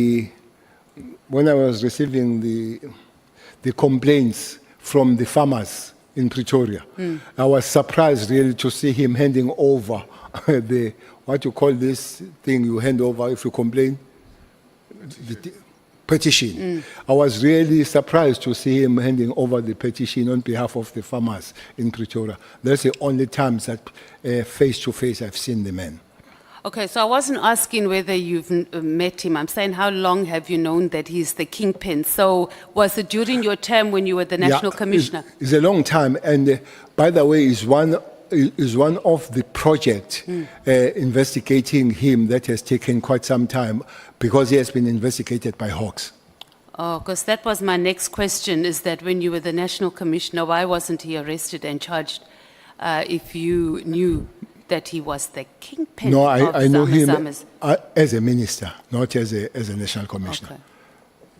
And then just the last thing is on IDEC. This feels like it's a turf war. It's pretty much similar to what we had when we had, not the Hawks, what was it? Scorpions. Because you said that they do not answer to anybody, that they just do their own thing. But that's not true, because IDEC falls under the Minister of Justice, and they report. No. So there is exercise, because the Constitution says that a cabinet member responsible for the administration of justice must exercise final responsibility over the prosecuting authority. So where no. do you see the gap? Are you saying that? I see the gap on the police. They have a minister, but they have a watchdog, IPIT. Hawks have a minister, but they have a watchdog, the judge. Senior counsel and they have a minister of justice, but they have bodies that they look at. So I'm talking about the monitoring body, not the executing authority. I'm still asking, when there is a problem about the police, people, they knock at the door of the IPIT. They don't knock at the minister. When they have a problem with the Hawks, they knock at the door of the judge. Where do they knock when they have a problem with IDEC? Noted. Thank you, Okay. former Minister. Thank you so much, Honourable Matthias, Honourable Sols. Thank you. Your time ends at 23 minutes past 11. Thank you, Chair. Honourable Minister, as a retired general, former minister, and for your sacrifice in the struggle, I want to say thank you for your service. Thanks. And for your sacrifice. Thanks. I have no bias. I will ask you questions based on your submitted evidence and also the testimonies that we've heard thus far. General, when I questioned Minister Mkunu, I used Socratic irony to test the truth in his testimony, whether he actually applied his mind before he made the decision to disband the PKTT.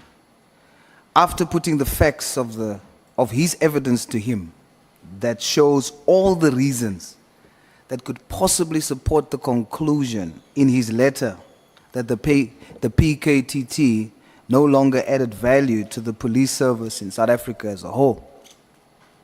He defended the PKTT on every single fact I put to him.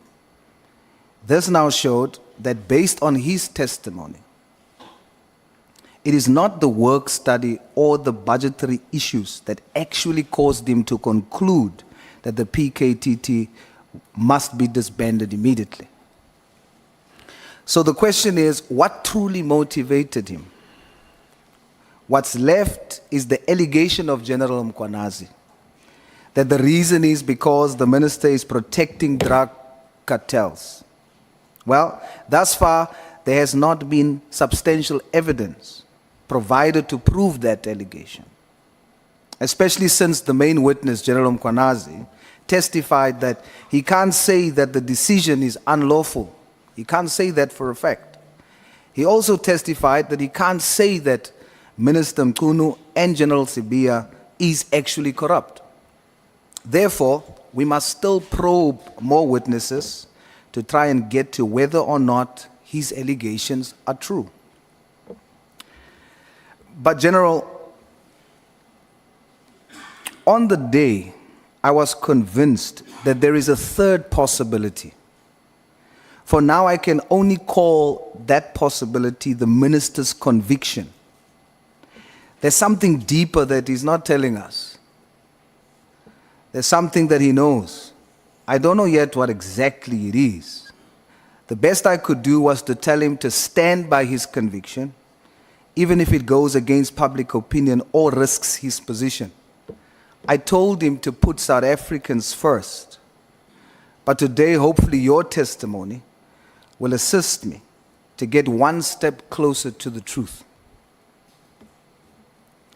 General, you were the Minister of Police when Nathaniel Julius, a Down syndrome little boy, was brutally shot and killed by police. After 4 years, there's still no justice for Lokis. General, is the reason for this because there's corruption in the police and the judiciary?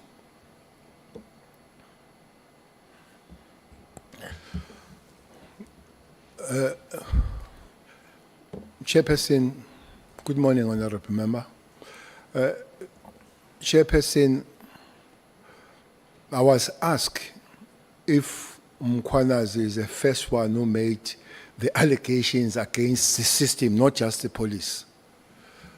And I said he was not the first one. Actually, the first that I know was a judge, Judge Tulare, and I read the judgment of how high does it this one goes when he says even the decorum of the courts and the judicial officers cannot be saved on the 28th and mobster gangs, I'm sure, and others and all that. So it does look like, okay, and the latest discussion, I'm sure you have seen it, of the judge and the bribe of the Mulife bail. So these things are there, people talk about them.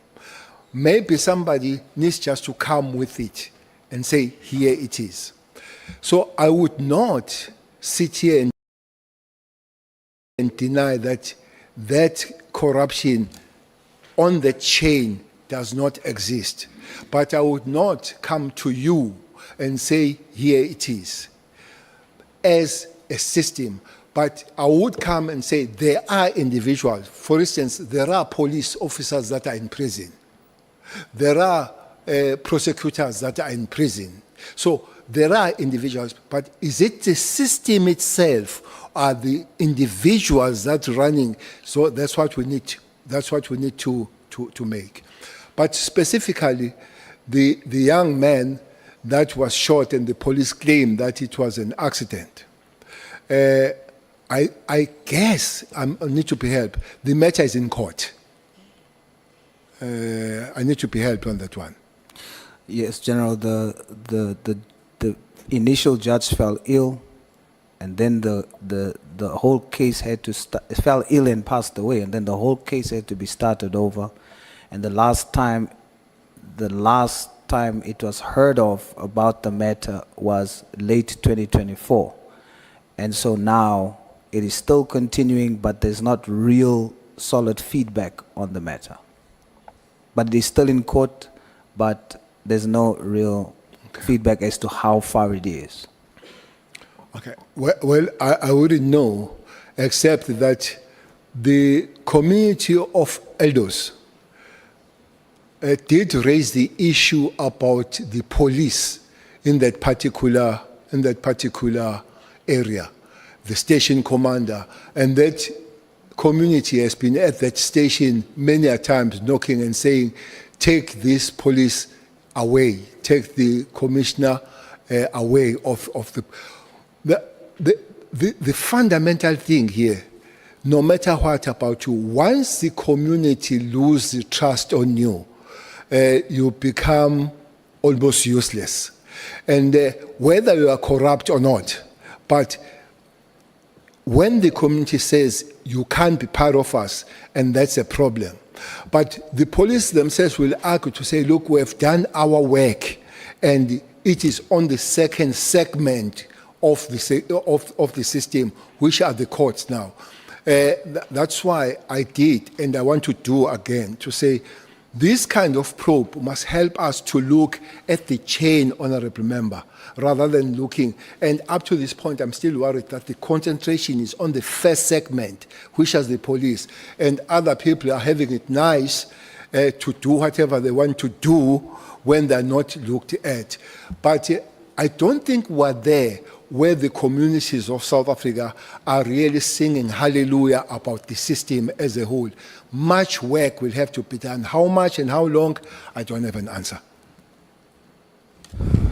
General, you were also the National Minister of Police when Jocelyn Smith got missing. Is Jocelyn Smith still alive?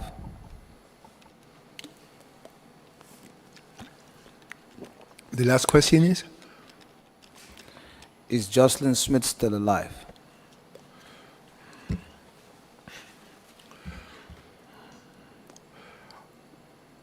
This is a story of the little beautiful girl. The story comes, and one goes to that place. Is it somewhere in West Coast? What is that place? Saldanha. One goes there to cry with the parents and find out what is it. And then national commissioner, provincial commissioner, we go to see the protected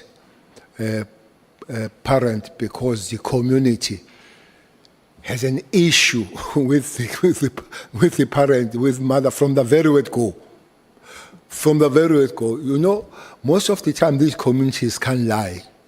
Yes, they do sometimes do wrong things as a mob. We go to see this. We go to see this mother, who is in the protection of the police. The first thing she asks is if the boyfriend is safe. Okay. You know, you've lost a child, but the first question you ask is that one. The second request you make is that if the boyfriend can come and join you so that you can be safe. Not absolutely nothing about the child, nothing. And then when you ask, this boyfriend is not the father of the child. And then you say, there is something wrong. I said, National Commissioner, what kind of a mother that will lose a 6-year-old and ask about the boyfriend first? I said, in a very light way, we'll have to find the story. What is it here? When we went to see the father, after that we went to see the father now. And the father said, my story is that the mother knows what happens. This is the father now saying so. We went to see the grandmother, and the grandmother said knows. And then I think that was the angle from the police that followed.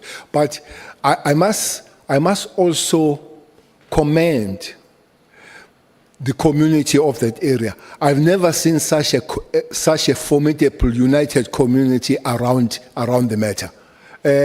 That community pushed everybody for something to happen. Then this theory of investigation, it was say the child has been kidnapped. It was about Inyanga. I'm sure you know what Inyanga is. It was about Inyanga, Muti, and all that kind of thing. So the theory of Muti, then the child should not be living once it's for that. A person was found to say so Inyanga, selling, and all that kind of thing. I don't know where police find the information, but there was a special team, Honourable Member, that was sent in Heathrow to search a boat, to search a ship. I think it took about 2 days searching that ship because somebody said she was put in that particular ship, but that ship was found in London or in Europe, in whatever port where it was, and the child was not found.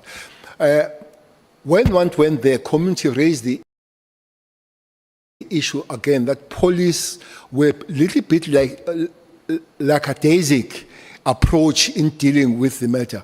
I said, when this community is so much active and so much involved, police can take a reverse gear on it, go to it. And indeed, there were many police searching and all. It's where we were together with your leader, working on the matter and all that.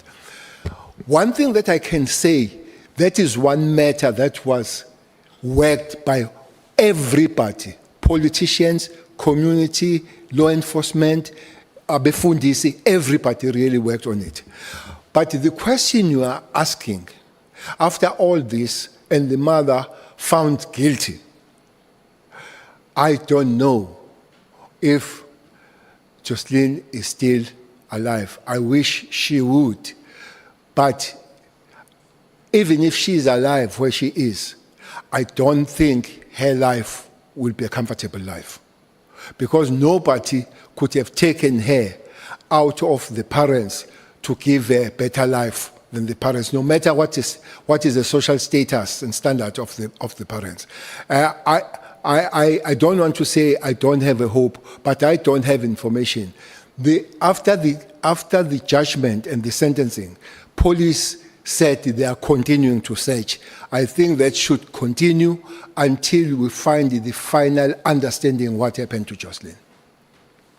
Thank you, General. I think I agree with you. We should continue to search and do our best. We still have hope. General, you testified that you gladly accepted to stay for free at Mr. Matlala's apartment. Please share with us, what was your experience like there?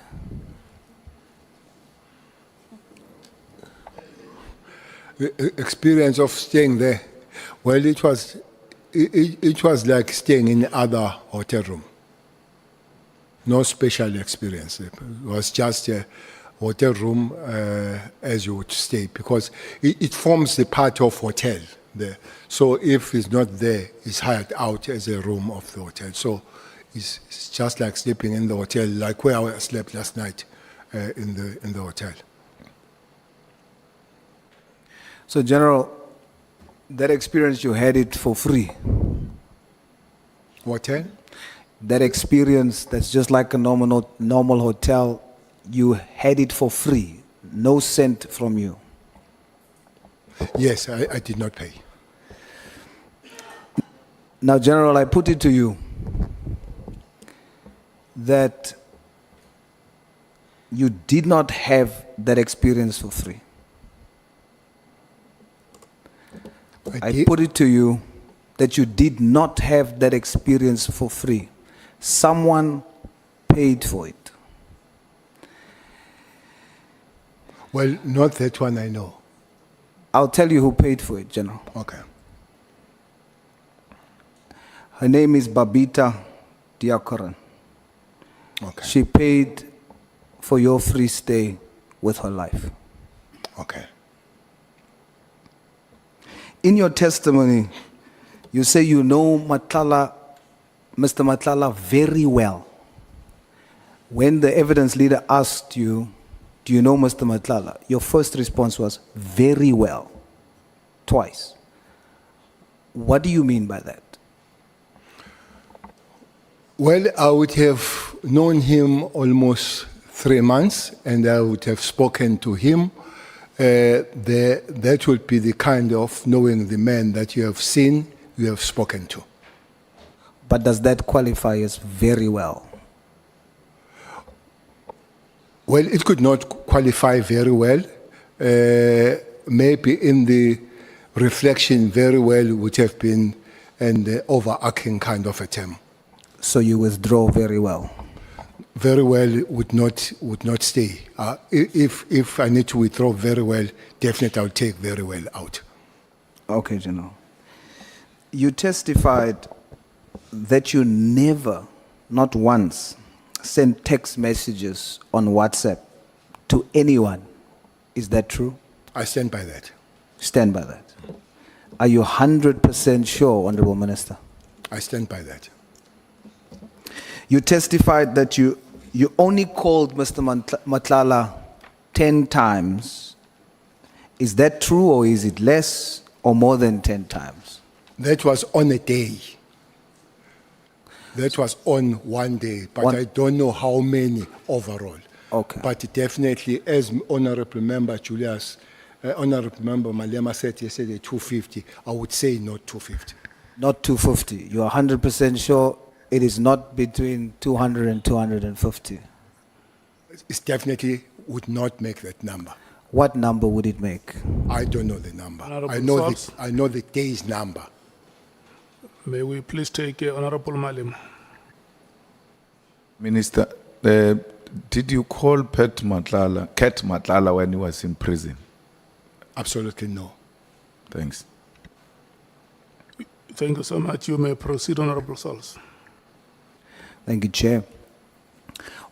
General, have you ever asked Mr. Matlala via text to buy you a vehicle, an SUV perhaps, or maybe an armored vehicle?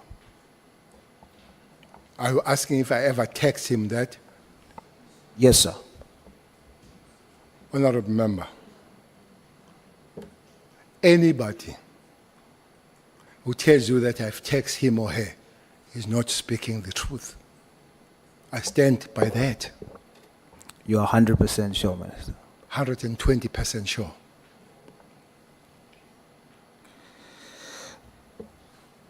General, who introduced you to Mr. Matlala? It's Mabonga. Bongani. Sorry, Minister. It's Bongani. And how do you know Bongani? I know Bongani because he's a son of Spotla, who was a taxi operator at Nongoma. Was it the first time you met him, Matala or Bongani? Bongani? No, not Bongani was not the first time I've met him. So let's use the words you withdraw just to try and gauge how you knew him. Do you know Mabonga very well? Bongani, I was not meeting him for the first time. I know his father very well rather than I know Bongani as a son, but I know him as a son of Sputa. Do you know the level of knowing him? Do you know that he is or was a notorious shooter? He shot people. Did you know that? I know that he was once arrested for violent conduct, and I knew that he had a security company. But did you know But that? I didn't know that was notorious of shooting people. Do you know about the incident at Tempo nightclub in Sandton, where he just shot in the club? Did you know No. about that? The incident of shooting I know is when he was shot in a restaurant in Sandton. I don't know the incident where he was where himself shot, but I later did hear that was a shooting in a club, but I heard that after he has been killed himself. He has been cleared. He has been killed, yes. There was video footage of him doing so, and he did so in January 2024, and you were still the Minister of Police at the time, Minister. And so because it went viral, it was everywhere, I'm sure that somehow you would have been informed about that, because it happened whilst you were the Minister of Police. Well, absolutely, I have not seen that video, and I know the incidents after himself has been killed. So knowing all of this, Honourable Sals. Yes, sir. May we please take Honourable Breitenbach. Thanks, Chair. I'm sorry to interrupt Honourable Source, but I think there's a fundamental misunderstanding between Mr. Cele and Mr. Source. Mr. Source is hearing cleared, and Mr. Cele is saying killed. So there's a problem, I think, just to clear that out.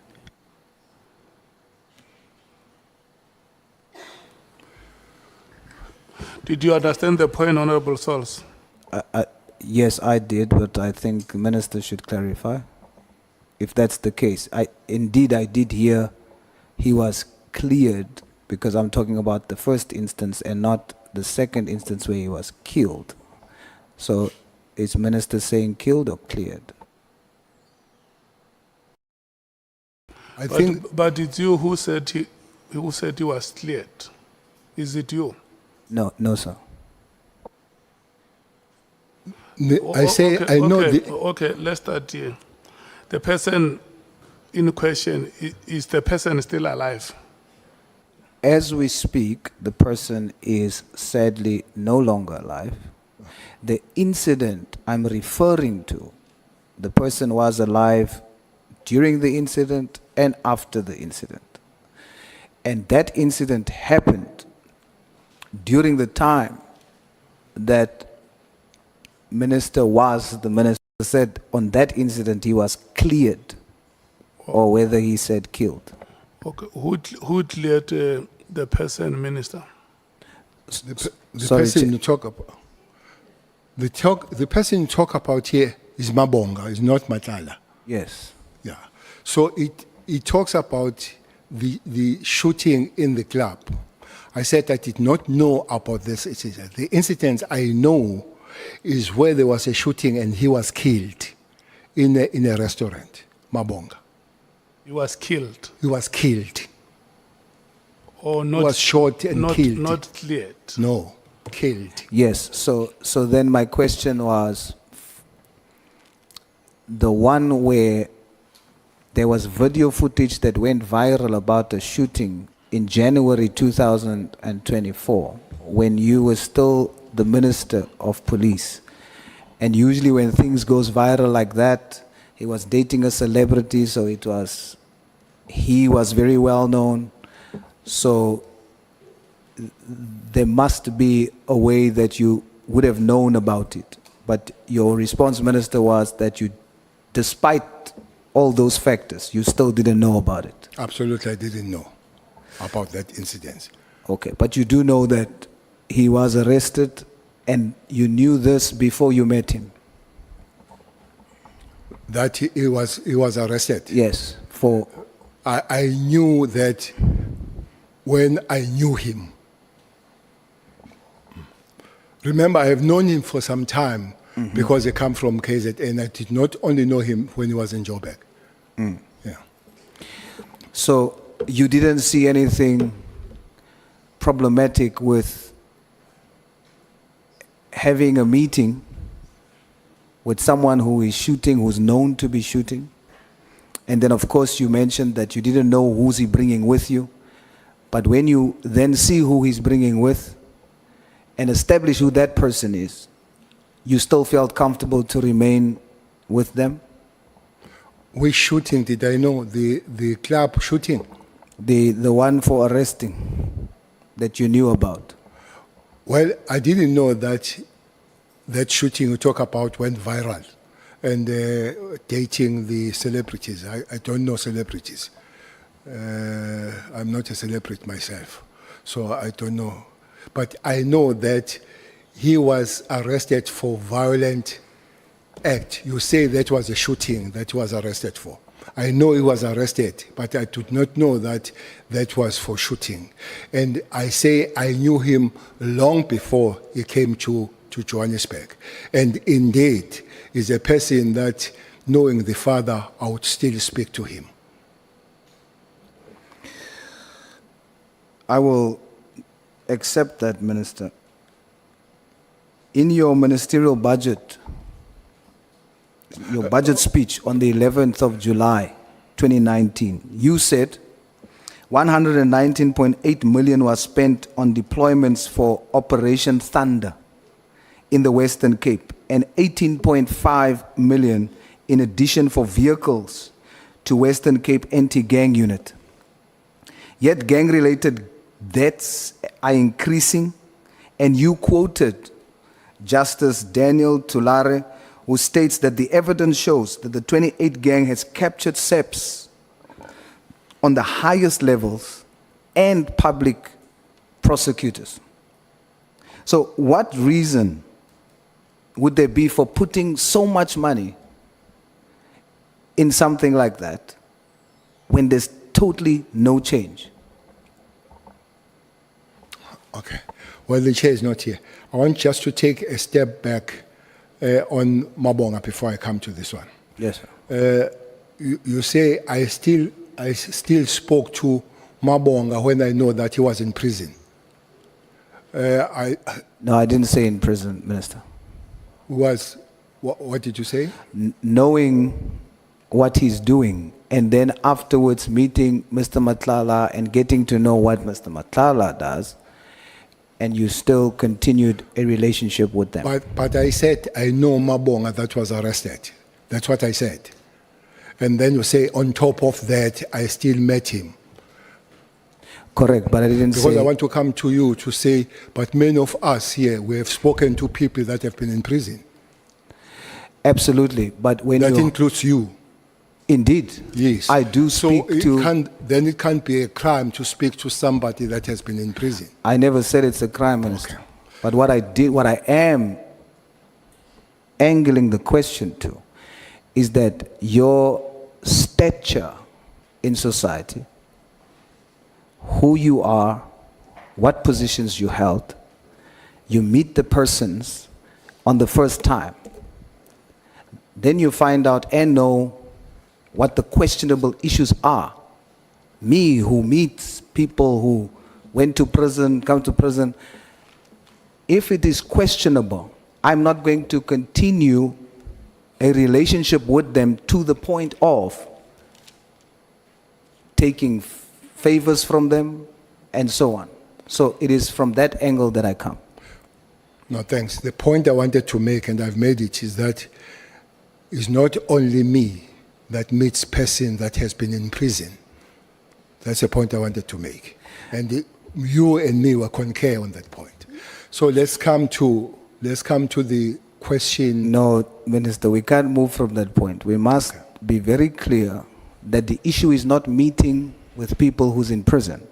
It is meeting with people who is actively involved in crime. Well, that's a new statement. But that's the point we were making. Like you said in your testimony before, context and content. I was not dealing with verbatim. No. But I'm saying the content and the context that you and I are talking about is not just meeting someone who has gone to prison. It's about the activity of the people, and you know about it and continue the relationship. The statement I made here is that I know he was in prison. And the question is that you still meet that person. I say many of us here, we have met people that have been in prison. Okay, you still continue to have a relationship with the said persons. Well, it's no more now. Matlala is still. Matala was not in prison. I don't know Matala in prison. We are talking about Mabonga. Why do you mix them? No, as you continue, you say you then get to discover more about Mr. Matlala.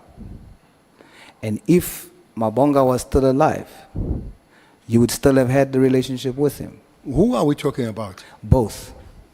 Oh, And we okay. have been speaking about both. No. We have spoken about Matala. So of late, we have been speaking about Mabonga. All the explanation of him killed, shooting and all, it has been Mabonga. So if he's still, your last question, if he's still alive, I would be still speaking to him. I don't know. Can you remember me asking you, how did you meet Mr. Matlala? Yes. So we were speaking about Mr. Matlala right from the start, and then the connection, which is Mr. Mabonga. No. It was separated. We did finish about Mr. Matlala and then we came to Mabonga. But we spoke about both. Well, so you say. That's fine. Minister, Can I go back to the question you asked of the... please.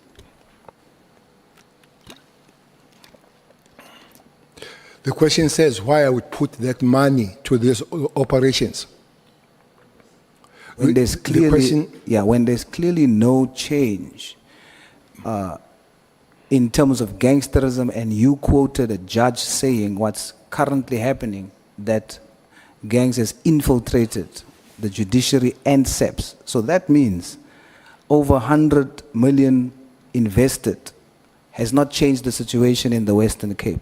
Why would you continuously justify putting so much money in that particular program? I guess that money is even far more now, Honourable Member. I don't know if that question says, and it means, don't put money at all there and let them kill one another. Because the question said, why do you continue to put the money? Honourable Member, there is no way that we can continue to put the money and have an effort to stop that thing. I just imagine when the minister or the national commissioner goes to the community and said, look, I've put 100 million here. You continue to kill one another. I'm putting no million, kill yourself. It can't happen. We keep putting the efforts on the matter and finding the ways they can work, including putting the resources in that particular thing. And I don't think the day will come when we say because there is crime, people kill one another, we stop having an effort of stopping that. I am definitely not suggesting not putting money in to stop people from dying. I am saying when you assess that where you've put so much money is not assisting, the situation is just getting worse, consider taking that same money and putting it into something that will actually stop the killings across the country. Let me make an example. if you would take over 130 million, Minister, you testified that to train, fully train, one member in the special task force will cost an estimated 1.1 million. Now, if you take that 130 million and put it into training, specialized training, you could train 115 members will come out in a year, specialized training. If you do the same with the budget asked for the PKTT, invest it in that, we end up with 250 specially trained members in SEPs nationally. Now, if you send 250 specially trained to deal with these gangs, would you not think that there's perhaps a possibility that we can deal with it? That's the angle I'm coming from. I love your bravo theory on this matter, but it can't work. It can't work. You must remember that not once we have sent soldiers in Western Cape Flats. Soldiers, not police. They were requested, we sent them for some time. Come the COVID, we sent them. They did not stop the killings. And Honourable Member, I don't know if somebody has given you what is a special task force member. But I call them human machines. They are never issued with rubber bullets. They are never issued with rubber bullets because it's not their job to deal with the public at that level. They don't just go there to deal with the complaining people, including the kids on the streets and all that. It has been done in the Western Cape. You know, one thing that we'll have to do in the Western Cape, again, is this book. She knows very well next to you. If you come to Western Cape, Honourable Member, we've got two wells. Two wells. All my life as a national commissioner and the minister, I've never picked up a dead body in Constantia. I never pick up the dead body in what is that? Bay? Camps Bay. Minister, respectfully, just very quickly, I have about 15 minutes left, Nacha. I just want to check. Sorry, Minister. Okay. So, Minister, because I have 20 minutes, respectfully, if we can keep the responses concise, okay, I'll appreciate that. But I would love to simply say... No, by all means, I'm just saying let both of us thanks. work together. Yeah. Simply say, this book also speaks about the environmental design. I'm sure you have been in the Cape Flats. I'm sure you have been in Khayelitsha. That place does not accommodate a respect of a human being. When to be in Western Cape, some areas when you go to Delft, when you go to the place called COVID-19, I'm sure you have been at the place called COVID-19. So those things will have to be fixed so that people, they live as people and they feel as people.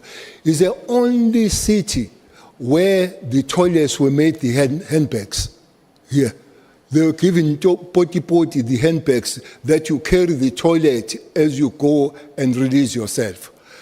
So the kind of the life of blacks and coloureds in Western Cape is completely different from you and me we experience when you go to Constantia as we go to Camps Bay. And that's why maybe don't pick up the dead bodies there, because their life is a life of human being rather than going to Hanover Park or Delft. Minister, yesterday you testified and you said, when you were talking about losing 56 members to the taxi industry, you said, I spoke to Ntlantla earlier. Did you mean you spoke to General Mkhwanazi earlier yesterday, or did you mean earlier some other day? Earlier leading to the understanding of losing of the members of Special Task Force. So it was a previous day? 3 years. No, previous. When was it? Did you say 3 years? Previous. Yes, previous. I think this thing of talking about bringing them back home is a thing within a year back. In a year back. Okay. You testified that you are scared, that thing scared you when you saw 23 special operatives that Matlala has hired, and you saw 56, or you heard about 56 that we've lost to. You said that thing scared you. Now, if a former national minister, a national commissioner, and Minister of Police is scared, we need to know why, because that must be very important. So just concisely, why did it scare you, Minister? I'm scared that the private security company capabilities are about to be equated or be more than the state capabilities when it comes to these forces. So that's what scares me, and it should not be allowed to continue to happen. So these forces, these members that comes from this force, who's the commander of that special task Those force? that are outside. Those that are inside, those that are outside where they come from. They come from the Special Task Force. Who's the commander? I think the commander of the Special Task Force now will be Major General Zulu. Who was before? It was Major General Khumalo. Before, it was Mkhwanazi. So these members comes from a unit that was commanded by first General Mkhwanazi, General Khumalo, and now General Zulu. Sorry, Minister? Zulu. Zulu. Yesterday, in your testimony, you said Commander or JZ Msholozi is my commander. Why did you say that? Because he commanded me. So you still consider him now as your commander? He's not commanding me now. So why He did used you to be. why did you say that in the present tense? He's still my commander. He's not. He used to be my commander. I'm just Well, I'm not an English speaker, maybe I made the English problem, but he used to command me, but he doesn't command me now. okay. Is that a military stance? Would, and that's not what I heard yesterday, so I wanted to know, would other members, these members who goes to the taxi, would they still consider these three commanders as their commanders, even though they're not part of the SEPS unit anymore?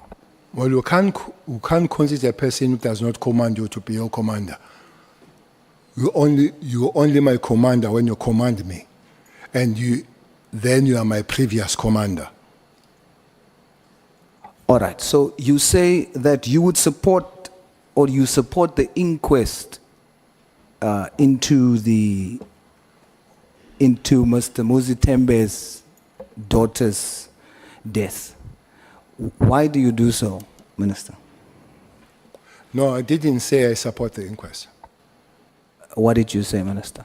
I said the information I had is that the police had a solid case, but the only thing, the prosecution refused to enroll the case.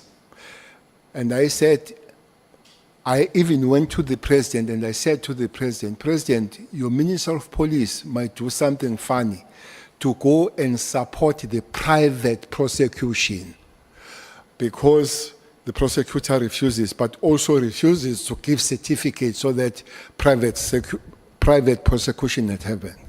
And I said, that case now is having the inquest. That is my information. And the person that is doing the inquest is asking the question, why was this not enrolled? Because it's an obvious case. So, but I did not say, what I said I would support was a private prosecution. For the inquest,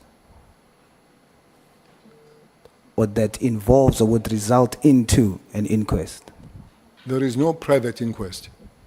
The private prosecution, that will be the result. Honorable member, private prosecution comes this way. If South African prosecutors say they can't prosecute, they don't see the case, they must issue the certificate for you and me to go and get the private prosecution. And then there is amount of money that we must pay for private prosecution. That's the money that was paid by Lulu for Umsholo's, that 500,000. So you pay that money. After paying that money, then there is a private prosecution continues. But if you don't have certificate, you can't go for private prosecution. I'm saying, I said, President, I would support private prosecution. The only thing that is not happening is to get a certificate from the prosecutor that could not enroll. So in exchange must give the certificate, of which also was refusing. So we're just stuck in the middle. I understand that, Minister, but I was referring to the end goal. That's one step towards that goal. But let's move on. Who arrested the hitman on AKA? Who arrested? The hitman. It's a team that was put together. Which by- team? Is it the PKTT? No, No? no. Yet he was killed in a 5-kilometer radius away from the head office. And they were arrested close to 1 year later. The head office does not arrest. Even if he was killed in the head office, would not have been arrested by head office. But the team was put together, and then the team did the good job. Yet there was a team there, specialized team, in a 5-kilometer radius that can go all the way to a different province. They could not deal with that there, right there and then. Where was it? Which team was that? The PKTT is there. Where does it sit? They are there Where? in KZN. So what I'm saying, Headquarters? where Umkwanazi's office is, No. Get your facts straight. what is the facts, Minister? The facts, they've got their headquarters in Pinetown. Is it in KZN? Yes, but in Pinetown, not headquarters of the police. But is it in Headquarters of the KZN? police is in the CPT. Is it in KZN? KZN is not a capital. The point I'm making, and this is the fact, that it happened in the province where the PKTT is supposed to zoom into. A hit happens. A different team nationally needs to be put together to go and deal with that murder, a high-profile murder that is just kilometers away from where they are based. But in other matters, they are ready to go to a different province. That's the point I'm making. Your imaginary fact, that's not a fact. You say it's a fact, it's an imaginary fact. Okay, help me, Minister. Let's test if I'm It's an imagining. imaginary fact. You started by saying there were 5 kilometers in the head office. You should have asked the question where they're based. They are not based 5 kilometers. They are not in the head office, where Vermas, where the head office of the Are South they African based in police. KZN? KZN is not a headquarters, it's a province. Yes, I know. And that's where the PKT focuses. I'm asked, where did the murder happen? In KZN. Chairperson, can I get healthy questions? Honourable Souls, let me take Honourable Nomval. Yeah, no, my apologies, Honorable Source, for interrupting. Honorable Minister, no, for my understanding and for my records as well, what was the competency of the PKTT in this sense? Was it only designed to deal with political killings which are only related to political killings? I know that at some point they were requested to go and intervene in Forterre, but what was the actual competency? Were they only dealing with political killings or with any other murder which occurred in the province? That is my follow-up question. Thank you. Was designed, Honourable Chair, to deal with political killings. But in their work, Honourable Member, pursuing the political killing, they will be led, let me put it this way, they find that I've shot and killed the councillor, but I've killed a taxi person the other day. They would not let me go to say, now we're stopping to arrest you because you have also killed.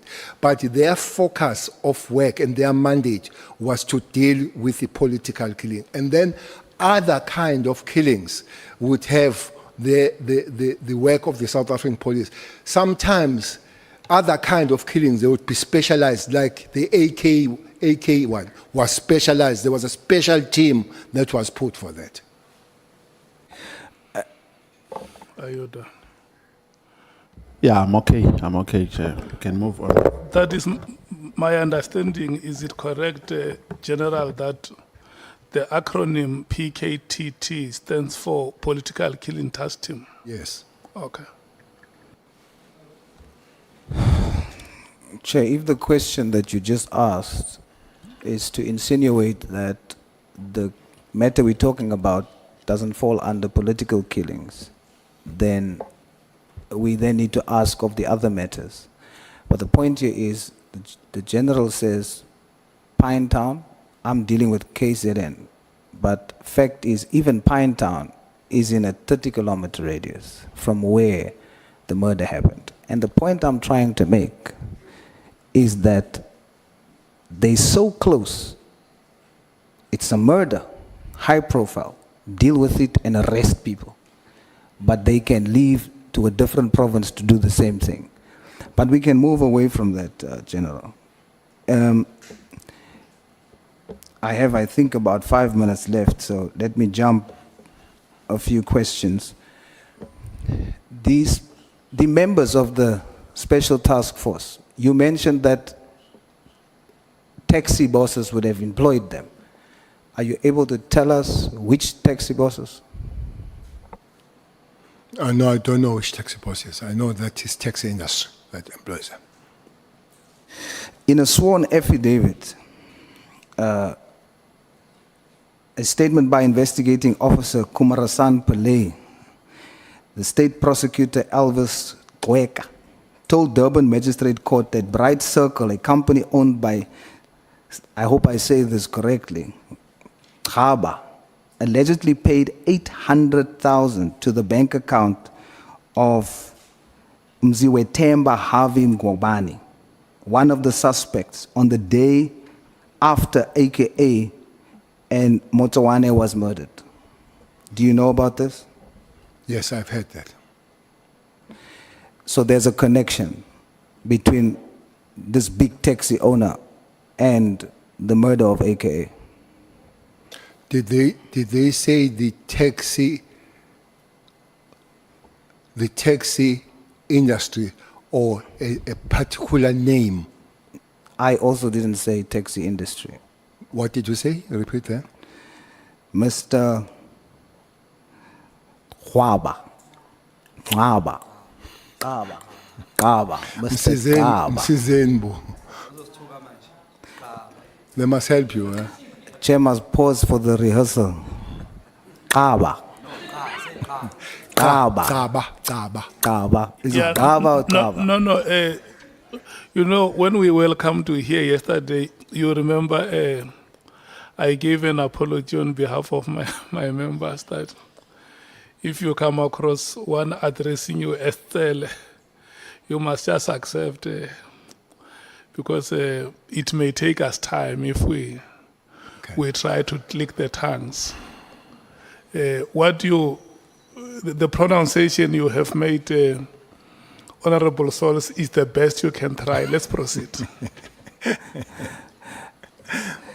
So the person that then finally, the team that was put together, and you were there, Honourable Minister, who was the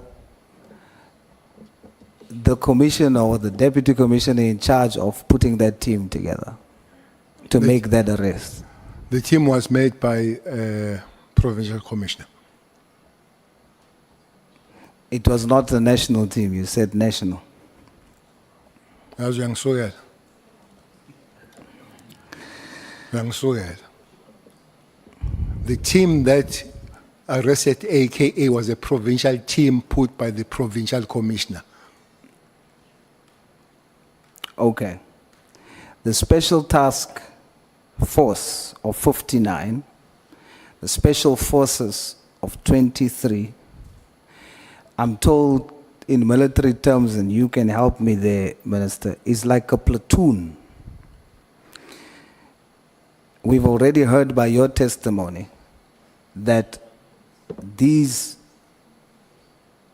private security, they have helicopters, they've got armored cars, they've got bulletproof, they got weapons. I'm going to ask you a very honest question, Minister.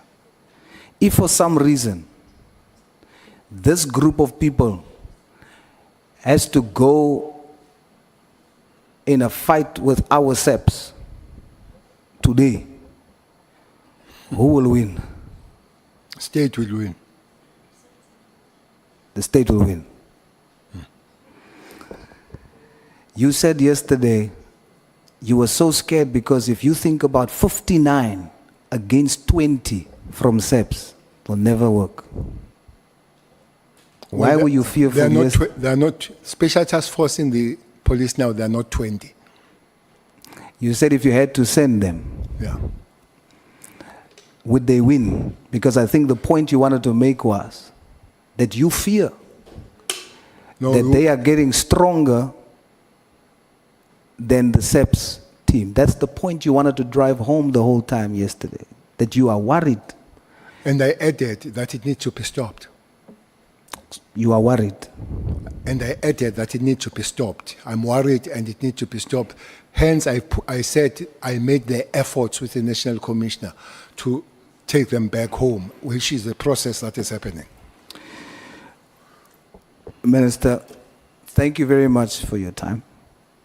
I want to say that every single one of you, whom we respect greatly, must take responsibility that the state of affairs in SEPS today, all of you have contributed to it. And it's all of your responsibility to fix it for South Africa. Criminals have spotted this weakness amongst you. That weakness is division, to the point where they put and place yourselves against each other. They saw that weakness. They become informants to each of you about each other. You're no longer there. But I think as a senior, as a veteran, push harder to break this division, because criminals are taking advantage of that, and it's making our security vulnerable.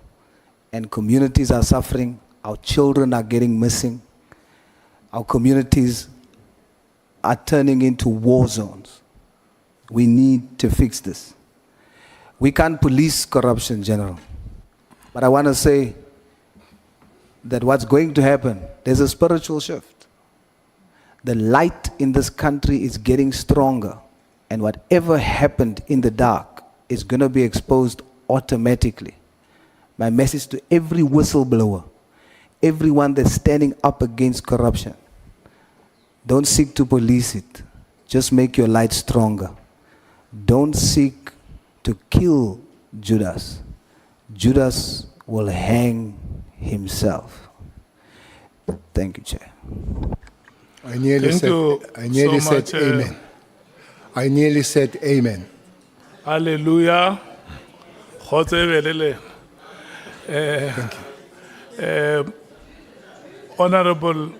Honorable members, we're We're taking a comfort break. We are coming back at 11:30. The next speaker is Honourable Sangoi. Thank you. Thanks, Chair. We wanted to check why is Julius going to hang himself? Who does? Judas Iscariot. Hello. Who's next now? Who's asking questions?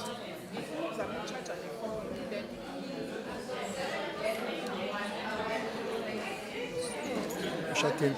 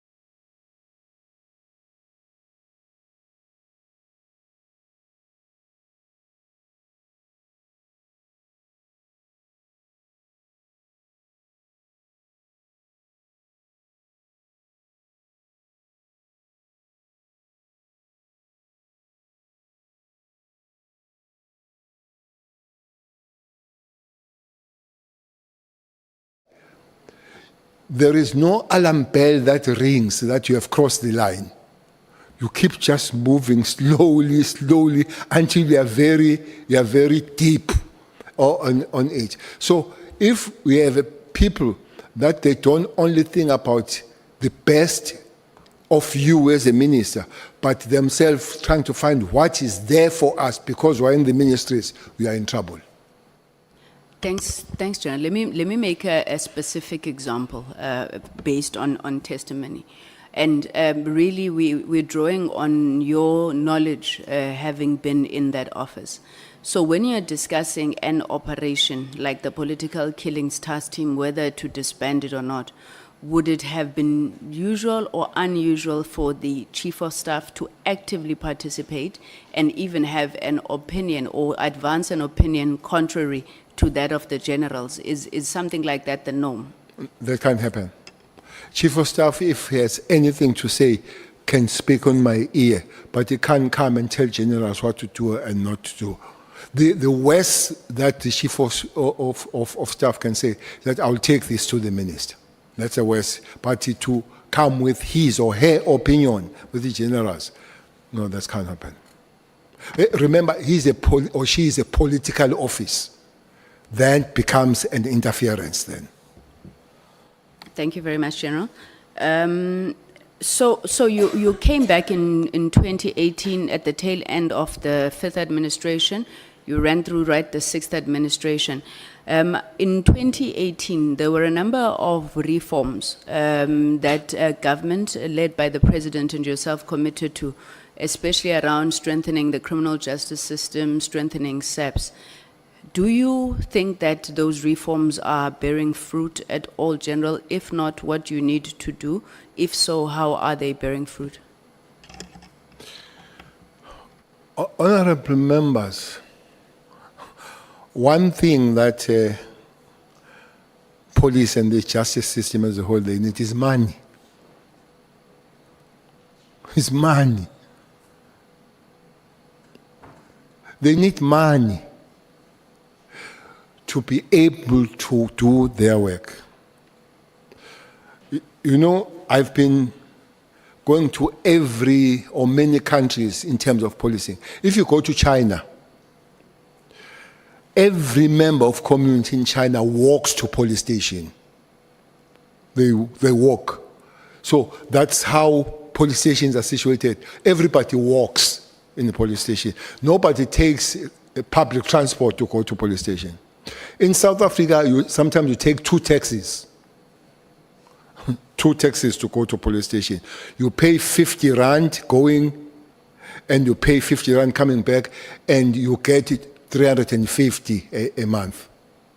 So what people would not do then is to report crime because they have no enabling environment to do it. What do I mean by that? Police station must be accessible to people. There must be police station everywhere so that South Africans are able to walk to police station. That needs money. That's one. Two, again, if you go to China, every corner you will find a police standing. That's what is called visibility. I've heard the so-called experts saying visibility is not the main, is the main anchor of policing. When you drive around and you see a blue light or you see the police, you readjust yourself. All of us here, when you go and you see a blue light, you take you took a belt and all that. Visibility has an impact in policing. Now, you can't have visibility when the ratio of the police is 1:400, which I guess that's a ratio. The normal UN ratio should be 1:200. South Africa is doubled. So which means there are not enough police. So we need money to train the police. But one other thing that we need is money to keep and protect the police. The question asked by Honourable Member Souls. We don't have to be contesting the loyalty of our members and the private security or private companies, whatever. We don't, because they are fine, they are satisfied, and all that kind of thing. So, not only that, I don't know how many judges are in South Africa. You know, there are cases that are finished 5, 6, 10 years, and you hear the judge postponing in July and said we'll be here in July next year. And you ask the question, they say there are no judges. So, which means there must be judges, but also there must be courts for that. There must be prosecutors, enough prosecutors and all that, not finding the prosecutor running from A to B and all that. So, we'll have to put some money on the things for anything to begin to work. And then we'll have to sit down and say, this money goes to these reforms. And these reforms are 1, 2, 3, and these are outcomes. So it doesn't help much to come with any form of reforms and you don't fund those reforms. Thank you very much, General. My last question then, there was an allegation that had been made against you by General Mkhwanazi, which he subsequently withdrew. General, what did you think or feel when that allegation was made, and do you accept General Mkhwanazi's apology?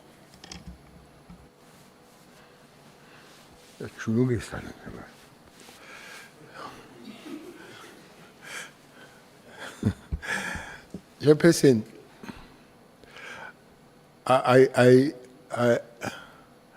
was told yesterday evening that everybody wants to be Khumalo because they say former Minister Cele loves Khumalo and defends him. Honourable Member, one police officer I like is Mkhwanazi. Not because he's Mkhwanazi, not because he's beautiful or what, no. Because he knows his work. But Mkhwanazi is a human being like me and you. He's got his faults. I think one problem that has happened about Mkhwanazi is the South African society that have sang him hallelujah.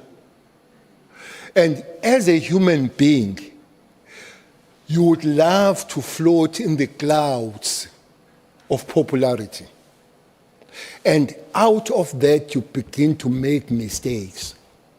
I've said to you, some of the things, Mkhwanazi is a tough nut as a human being because that's how we train. I've sat down with him. Mkhwanazi had said to me, I'm sorry, Minister. I don't think that many people can find that from Mkhwanazi. But that does not make him a holy person. And I believe that the mistakes he made are genuine mistakes. What do you want me to say about him, to do to him, I would not. I believe. I have not seen him. I am planning to see him. But as I'm sitting here, I believe that he made a genuine mistake. And then if you make a mistake, and I believe it's a mistake, yes, you need to be pardoned. But I have not arrived there. But I have arrived in the understanding that he made a genuine mistake. I hope it's not philosophical. No, it's not. It's not, Minister. It's just that I suppose operating in the environment that you do as police, there's added responsibility, on some of these things which are then made public. But thank you very much, Minister. Thanks. I have no further questions, Chairperson, and I'm 20 minutes early. Thank you. Thank you. Thank you. Honourable Sangon, thank you so much. Honourable members, the Chief Whip and Honourable Breitenbach have agreed to swap their positions. So we are going to take Honourable Breitenbach. And Honourable Breitenbach, your time starts now and ends at 1 o'clock. Yeah. Thank you, Mr. Chair. And good morning again. Oh, it's afternoon. Good afternoon, Jim. Afternoon, Honourable Member. So, Mr. Cele, you're very good at this. This isn't the first time I've seen you in action. And you're very good at this. You sit there with a lot of confidence. You speak your mind, which is not a bad quality. And you're knowledgeable, so you do very well at this kind of thing. But this morning you were quick to retract the fact that you'd said that you knew Matlala very well. You were quick to say, perhaps not very well. So I'd like to explore with you why you initially said very well, because you're a seasoned campaigner, you're no child, you've been around the block, and you're an experienced human being as well as an experienced in the security cluster. So why would you have said I know him very well when now you say you don't know him so very well? Well, in reflection, Honourable Member, is that it could not be that a person that you know 3-4 months would know that person very well. There are quite few things that can make you know you very well. Firstly, is time that makes you very well. Secondly, is my extra association with you. For instance, knowing your family, knowing where you live, knowing how you live, taking drinks together and all that, how if you have taken the drink, you behave and all that kind of thing. If it's only I've met you in a form of a semi-work, maybe meeting, maybe in a hotel, maybe in the particular room, then it cannot be very well. So it's on reflection and on, again, tapping on the understanding that human beings do make mistakes. But the real matter is that when you realize that that has happened, is to say, yes, I made a mistake, very well is a mistake. Fair enough. Human beings do make mistakes. But I find it a little hard to believe that when you met him, as you say, for the first time in December, that prior to that you didn't know about him. Did you know about him without having met him? I did explain that it would take about 2 weeks that I've known when I read the story about Tembisa and him getting the contract of the police. Before that, I didn't know him. Nothing at all? Not zero. Never heard of him? Zero. Okay. So would it surprise you to know that he has quite a record, a criminal record? Well, not necessarily a criminal record, but a history of brushing with the police, and not in the positive sense. With all the evidence I have read, it's about a number 18 with withdrawals, with acquittals and all that. I've seen, and that's why at one statement that I've made that I wonder how he flew below the radar for me when it comes to that situation. Yes, well, I'm wondering the same thing. Do you have an explanation? The crux of the matter that I didn't know about him. Honourable Member, maybe again without being arrogant, we'll know about many things, but there are many things that we wouldn't know about it. One person that I didn't know about it, but seems to be big in the crime world is Mlife himself. He looks big when you hear who he is. He has been in London with a fraudulent documents, arrested in London. You must be big to be arrested in London for South Africa. But I didn't know anything about him too. Okay. And having read about Matlala's involvement at the Tembisa Hospital tender, and knowing what we know about the facts surrounding Tembisa Hospital, and you still felt comfortable staying in his flat? You mean then or after I've had that information? After you read it? No, definitely. The ideas and behavior that I had then is different. Is definitely different from my attitude and my behavior towards him now. Okay, so would you go and stay in one of his properties now? No. No. Okay. So he's not your friend, Finish and Klaar? He has never been a friend. Oh, okay.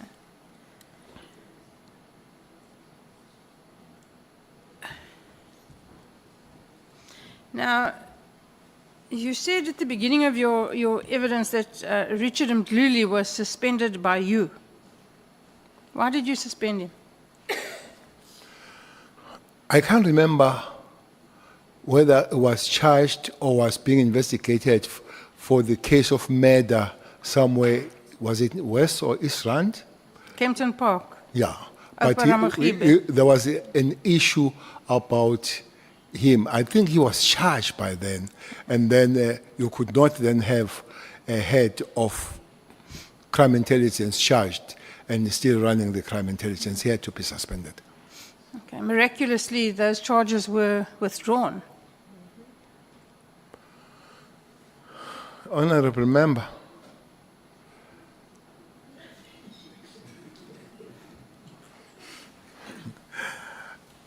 I really don't know. You know, police have been suffering. Police have been suffering because your world, prosecution, you have been doing things and flying below the radar. I think the latest suspension, if in your world, in Gauteng, is a big one. Yes. Is a big one. Oh yes, certainly. And rather late than never. And it's not new. And it's not new. The information that is suspended about and all the kind of stuff. So you sit here, since I've been in this environment, you sit here that police, you have done the good job. I wonder what happens to the next segment. You see here in Western Cape, police were very frustrated about Tembe matter. They believe that they had a case. They were told more than many times to go dot the I's and cross the T's. They did that more than many times. And they went back and somebody said, you go and do this. So whoever was doing that today, they believe that there was a protection of somebody by the prosecution. So you sit there and the police, they come back and cry. It is underscored that one time I met the Minister of Justice and DPP. I met them. And I said, that's what police are saying. One thing they say they arrest people, special cash house people. And the IO meets these people on the road and say, hello. I say, but you were in prison. He said, no, I'm out of the... I say, what happened? They say, if you look how cash house people get bails, they get bails on the small courts most of the time, if you follow their record. What happens, they go to the main court, it's opposed and all that, you lose, you fail the bail, you are arrested. But prosecutors and the lawyers for these guys, they started together. So what they do, they move it from the main court where they did not get the bail and go to some court in some corner and don't call the IO, and it goes there unopposed and they get the bail. So it's a whole system that is giving us problem. So you say, how did I feel? Sometimes you feel numb because you know it might happen. Yes, I don't deny that the whole system is broken. Mr. Cele, I agree with you that there are problems in all the departments, the police, the NPA, justice, correctional services, that we really do need to overhaul them all from the bottom up. And as you say, it's going to take a lot of money and a lot of will. But really the matter was then withdrawn against him by some miracle. It was later sent for an inquest. And send you home. I forget where it was. And we all know that an inquest is a very watered down version of a matter. And then when it came back with a recommendation that it be prosecuted, somehow again, miraculously, the murder charge disappeared. And he was convicted of eventually, I think, kidnapping and assault. Now, you and I both know that if you can prove assault, you can prove murder. If you assault someone and he dies, you can prove murder. Yes. But he got convicted of assault. And Opera Machibe is dead today with no justice. And the real story we know was murder. Yeah. But let's leave that there. Do you think that it's a mere coincidence that more than 12, probably around 18 cases have been withdrawn against Mr. Matlala over the years? Knowing him now, absolutely, I don't believe that is incident is coincidence. So there's something rotten with the system. Now, knowing who Matlala himself is, and the power of money that he commands. Well, the power of money that he commands impressed you because you went to stay in his fancy flat for free. No, I was impressed by the accommodation. I didn't know at the time that he has so much money. Well, that kind of accommodation, you and I both know, doesn't come cheap. Okay. I agree. Do you regret having this relationship with Mr. Matlala, or this acquaintanceship, or whatever you want to call it? I think somebody heard me yesterday, though I said that, why did I meet him? I'm sure life would have been much easier if I did not meet him. So you sit here, you reflect, and you say, it could have been better having not met him. Hindsight is the perfect sight, we know this. You're still peripherally involved with the police, as you should be. As you said, it would be irresponsible to not be. Lieutenant General Sabia has said that these allegations of General Makwenazi is a manifestation of a factional battle for power in the police. Do you agree? I don't agree with your first statement that I'm still involved. I try to run hard and far away as I can. Yes, but you can't. I try to run very far. Honourable Member, I did say, and I want to repeat, that is a taxing and sapping environment to work with the police there. So if you get any opportunity of being away from there, take it and run. But you kept brought back all the time.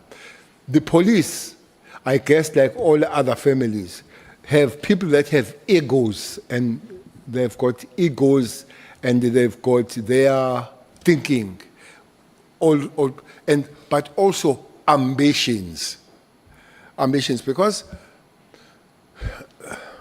I would not dismiss that the two positions might have some kind of a price, and what they've put us here, the incoming national commissioner and the incoming head of Hawks. I would not, and there is a name that keeps coming. That I think Sbia did agree that he would love to be a head of Hawks. He did, yes. I think he agreed on that. Yeah. So, but Sbia would think that somebody else might be a competitor to it. And I have heard that they would suspect that Atlanta must be there. Maybe that's why himself has made a statement that he doesn't want to be. So, that once you have those ambitions, there will be clash of yourself working towards that.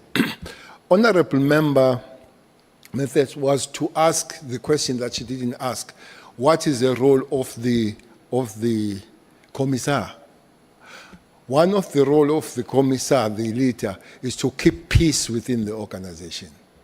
So if yourself, you are not sure whether you can keep peace, the soldiers and those that you are supposed to take care of them, they will go astray, as it has happened with the police. But anybody that denies that there are petty wars, quite bitter going on the police, would not be living with us. But the only problem, those battles are dangerous, and they leave South Africans very, very vulnerable. I agree. Makwenazi was the acting National Commissioner before, Yes. and then he didn't get the job, but went to Piega. He Is that didn't. correct? He didn't. Yeah. I'm sure that he would like that job now. Well, not of, human beings are human beings, but not from him. He has time and again said that finishing here, he wants to go home, finishing where he is now. But there is nothing that has validated that statement, but there is no different statement that has come from him when it comes to that. But he has said time and again that he would love to go home, finishing where he is now. I think we'd all love to go home. Do you know the head of the South African Police Legal Services, Simo Shamani? Very well. Very well. That one is very well. That one's very well. You sure? Sure. Double sure. Very well. Okay. Was this a regular appointment or was it a job for a pal? Maybe let's start. Who appointed him? I don't know. You tell me. Maybe I'll repeat, and I'll expect that by now, most of us will know that National Commissioner appoints. Okay. So do you think the appointment was a regular appointment or was it a job for a pal? Simo Shamani was certainly not the most experienced person in the group that was available for that job. I think he's an advocate. Yes, he is an There are advocate. many people here who are advocates too, and they've never practiced law, so it doesn't mean a thing. No, he did practice. He did practice. Before he joined the government, he had a practice as an advocate. So I think in terms of skills, he would qualify, and the education and all that. So what I could question, and I do not know will be a process, him going there. But that is underqualified. I would not agree with it. Okay. It is said, and that's the best I can do, it is said that Shamani is your bag man. Do you have any comment about that? Bank, Bag man. what is a bagman? A bag man is a person. What they A call, bagman is a person who collects or delivers illicit payments, often for organized crime, corrupt officials, or political campaigns. that is going too far. Whoever gave you that statement. But you can deny it. But I'm prefacing it to say whoever said so is very malicious, Okay. and that doesn't come close to whatever that person is saying. Okay, that's fine. You can just deny it. I'm happy with it. It's absolutely not there. Thank you. Thank you, Mr. Chair. I am done. Honourable Cele Barnard has one or two questions to ask, and I have to go. So I thank you for the accommodation, and especially I thank Ngathi ningajaha nonke. I thank Mr. Ntuli for accommodating me. Thank you, Mdu. Thank you so much, Honorable Breitenbach. What you must do, you must leave the meeting immediately, because in your presence, Cele Barnard is not a member of the committee.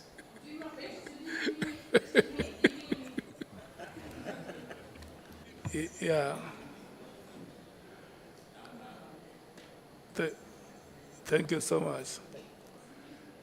This is the only time she would be able to use the time that has been allocated. Thank you very much.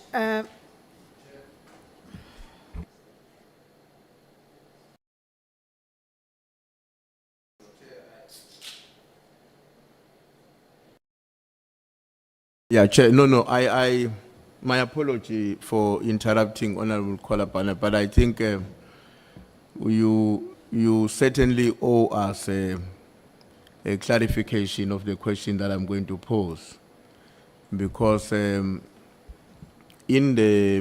previous occasions when we were discussing the issue of the participation of Honourable Cele Barnard, the DA brought to the committee a legal opinion. And I thought that we were all of the same mind that let's rather have that matter also subjected to the Parliamentary Legal Division, so that we get a legal opinion coming from Parliament as opposed to a political party. Now, I'm not aware whether we've received that, and my concern will be we should not take a decision and not follow up on its implementation. If I have missed that legal advice of Parliament on the matter, I would be quite comfortable that we proceed. But if it has not been provided, I think that it would be inappropriate for us to take decisions and proceed without having finalized those decisions to the extent that they should. So that's the clarity I need from you, Chair. Thanks. Honorable Skosana. Ngiyakuthokoza mgcini isihlalo. Ngicabanga ukuthi kwakhulunywa njalo ukuthi indaba le iza kuhlathululwa kuhle yaka honorable. Ngingazike ukuthi mhlambe ke sekutshentshile ngoba kwakhulunywa njalo khona Chair ukuthi indaba le iza kubuyelelwa. Ngamanye amagama ngithi ukuthi ngivuma no chief whip we largest party ukuthi ngicabanga ukuthi sakhuluma njalo Chair. Ngiyakuthokoza. Okay. No, honorable members would remember that a legal opinion was presented in that meeting. And the decision of the meeting was that we will live with what we have. until there is any other view to the contrary of what was presented to us. And we even said that if members wish to make further submissions, they can make those submissions, and then the legal team of Parliament will come and give us a feedback on the considerations they would have made to those submissions. And so far, we have not got any feedback contrary to what has been presented. And I will want us to proceed. If there is the day we have a meeting, we can get a report from the legal team of Parliament. But so far, there has not been any official report on the feedback that has been presented before the committee. And I'm going to persuade you, Chief Whip, that for now we live with what we have.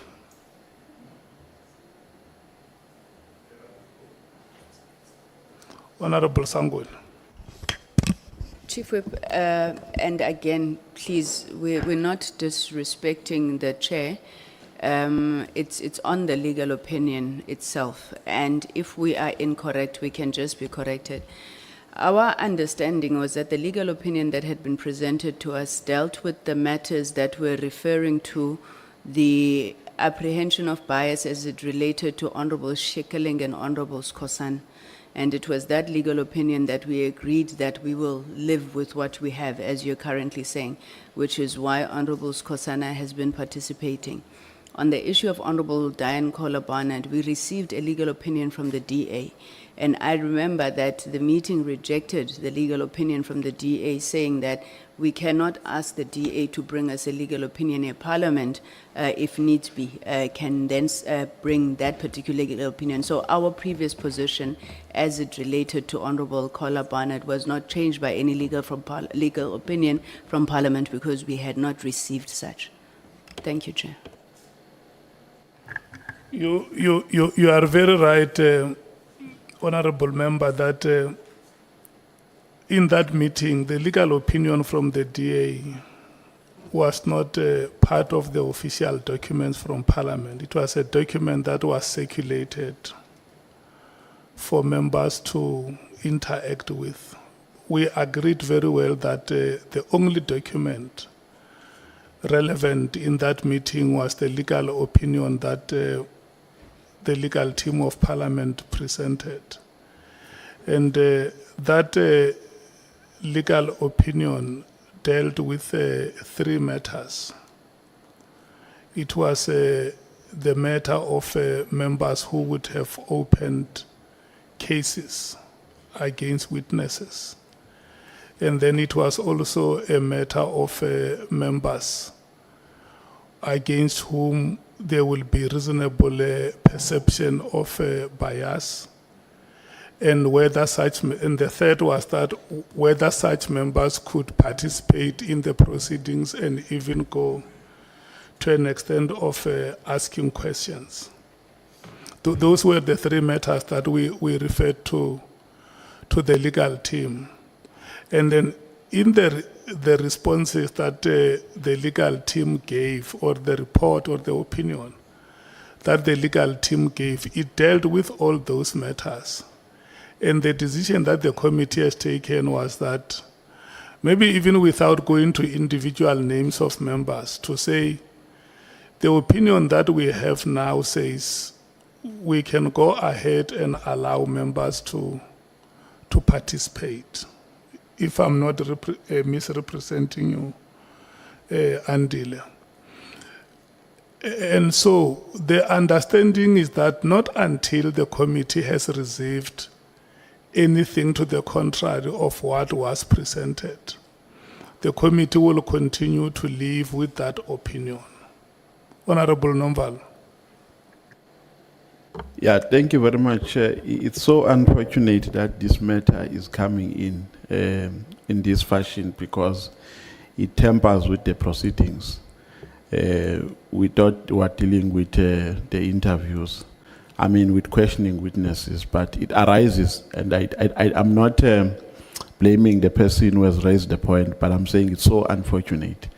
And our understanding, Chair, was that this is an urgent matter which required to be resolved before we start this week's program. That is why we were making calls to you on Monday, inquiring about whether there will be a meeting or not, because I think this is a housekeeping issue that we must deal with when we are dealing with our housekeeping issues. So, but what precipitated and what exacerbates the problem is that we failed to convene a meeting on an urgent basis and deal with this matter. So my suggestion, Chair, is that we convene an urgent meeting just to clear all the outstanding issues, because they are going to temper and they will follow us for as long as we fail to resolve them on time. So I'm just making a plea to you, a kind plea, that as soon as possible, let's convene a meeting and deal with all the outstanding issues which have an impact on how we run our processes. Thank you. Yeah. Look, honorable members, I don't hear any one of you saying that the legal opinion that Parliament presented is not what the chairperson is saying. Chief Whip. No, Chair, we have the legal opinion with us that Parliament presented. And I think it's important to bring to your attention the distinction between the two matters that we have had to deal with. When you look at the matter relating to Skosana, Honourable Skosana and Honourable Shikaring, we are dealing with matters that are totally different from what we referred to when we're talking about Honourable Barnard in this way. We even as a committee, I would imagine, were gravitating towards taking a decision, given the seriousness of the alleged involvement of Honourable Barnard, that she may be one of our witnesses. We have never contemplated that with Skosana or Shikaring. And the reason why the DA decided to give an opinion on her alone, excluding Shikaring, was on its own a recognition of the fact that the two cases are totally not the same. And the way we interpreted the legal opinion provided to us was that it was not dealing with matters where you have a possibility of one of us becoming a witness.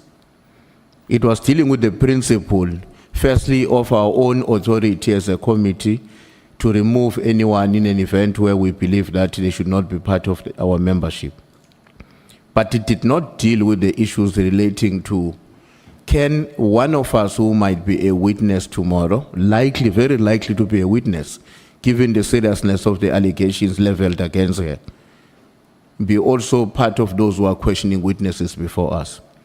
If your understanding was that, Chair, and the understanding of the Parliamentary Legal Service was that, that would be a different understanding from what we have.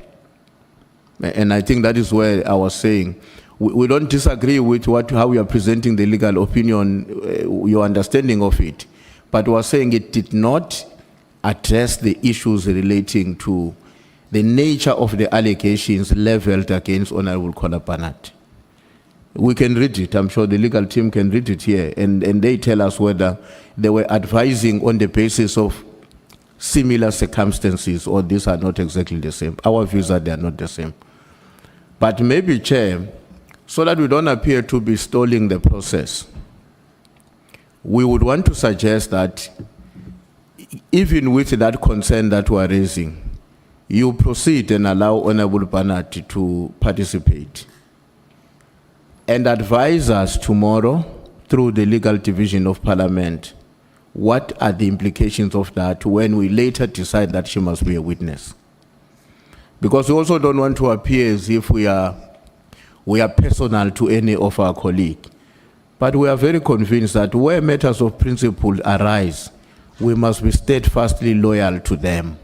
unless circumstances change that convince all of us. Thanks. Note hands of members who want to speak on this matter. Okay, I'm seeing only one hand of Honourable Malim. No, thanks, Chair. I'm happy that the Chief Whip says we must proceed, because if participation is going to be limited to when you open your mouth, then it's a redefinition of participation. Before the witness took an oath, Honorable Connor Barnett was already sitting this side of ours. That is participation. And the objection should have been raised at that time, that she cannot be here because she's going to be expected to be on the other side. That's number one. Number two, in the absence of any authority, in this case, a legal opinion that disqualifies her or qualifies her, we are where we were when she was participating in our meetings. So once you say there is no opinion that comes that speaks about her, and there's no opinion that speaks against her, we are back to where we were. We have no right to remove any member until that kind of opinion comes and advises differently, without going into agreeing with you that that opinion of the Parliament was actually the opinion as described by you. It's exactly what it says. And I don't see them coming up with any other thing except what they told us in that meeting. But for the sake of progress, I will say let's proceed with what the Chief Whip has said. Thanks. Okay, honourable members, let's do this. The moment or the day the committee would have agreed that Honourable Kola Barnett should be a witness. Remember, we have not reached that decision. We said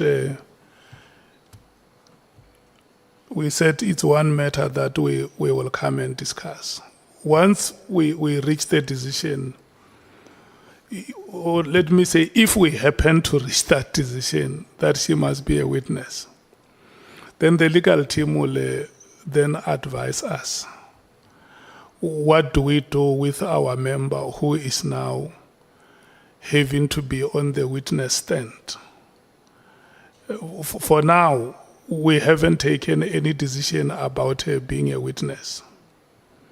And I think we are going to proceed that way. Honourable Skosana. No, thank you, Chair. I guess for the issue of time as well, you know, that we have members who are coming to support us here, sitting with us on this side. But because we don't have an issue of voting for instance, if you have to vote, obviously, even if you are sitting this side, you can't vote because we've got rules in terms of that. Even if you are an alternate, only 11 members can vote. I think I'm correct on that. But for the sake of progress as well, because otherwise we're gonna now start another process, like what happened to me when when General Sibia wanted to consult his legal team. I don't think now we have to consult, and I must accept that we've dropped the ball on that. You know, we're supposed to have discussed this matter before we came in here, but for the sake of progress, we can really allow her to participate, and hopefully there won't be a backlash on that. Thank you, Chair. Yeah. Look, honourable members, this matter is not appearing before the committee for the first time. We have discussed it in many occasions. And I can tell you, even as we sit here now, we have run wild on how we think we can resolve it. And all of us agree that in the rules that we have, we don't have any authority. And that is why I will agree with those honourable members who say, let's wait to hear what the decision of the committee is. once her name as a possible witness has been considered. And then we will seek a legal opinion on that matter. For now, as it stands, there is nothing that empowers us or stops her from participating in the committee proceedings. Honourable Shongwe. Thank you, Chair. I don't know whether, Chair, I hear you correctly. But, Chair, I think illegal advice were once given by the legal department. And we never acted on that. And the room check was of the mind of Uti. We mostly agree that she must do the right thing. But where I differ with you, Chair, you are now changing the statement when you say we must wait for the committee to decide on people who must be witnesses. This was never about being a witness. This was more about implication. That's why it was clarified between the matter of Honourable Skosana and Honourable Kolapanad. So I think, Chair, let's not change the subject.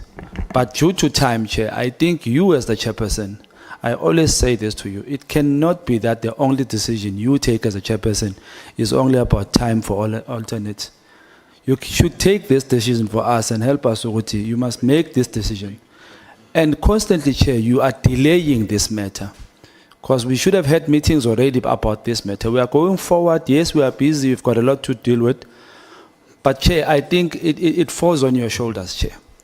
It falls on the credibility of your leadership in this committee. So I think, Chair, decision can be made, but you are also delaying the matter, and you know what's the right thing to do. DA does know the right thing to do, but you cannot depend on them, because when it suits them, it's correct. When it doesn't suit them, it's incorrect. So I think, Chair, make a decision for us and take this matter as fast as you can. If we have to continue like this, let's then continue like this. But if it's a matter of us taking a decision, it has to be taken very, very urgently, Chair. Thank you. I do not agree with that assertion, unless if there is anyone amongst you who wants to tell me what the decision of the committee is on this matter. And I have reiterated this, that the chairperson of this ad hoc committee is not the committee. This committee is made up of members. When the chairperson speaks, the chairperson must speak the decision of the committee. Is there anyone amongst you who wants to remind me how the committee has decided, so that I can stand up here and say the decision of the committee is this one: Honourable Kolapanad stay, or Honourable Kolapanad go out? What is the committee decision? No, Chair, if I may, Chair, just to correct you that I don't get to be taken wrong on that matter. I'm not saying, Chair, the committee made a decision. You said we'll come and decide on this matter. But the feel of the House was mostly taking her out.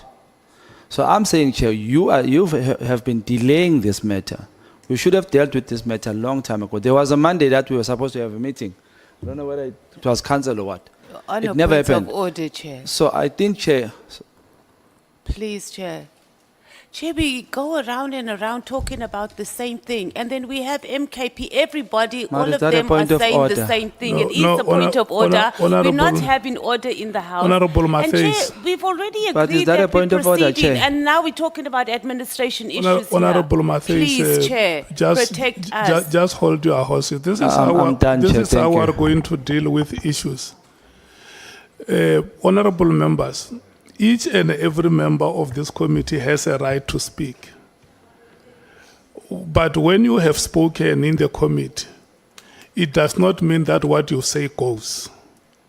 All of us are bound by the decisions that the committee would have taken.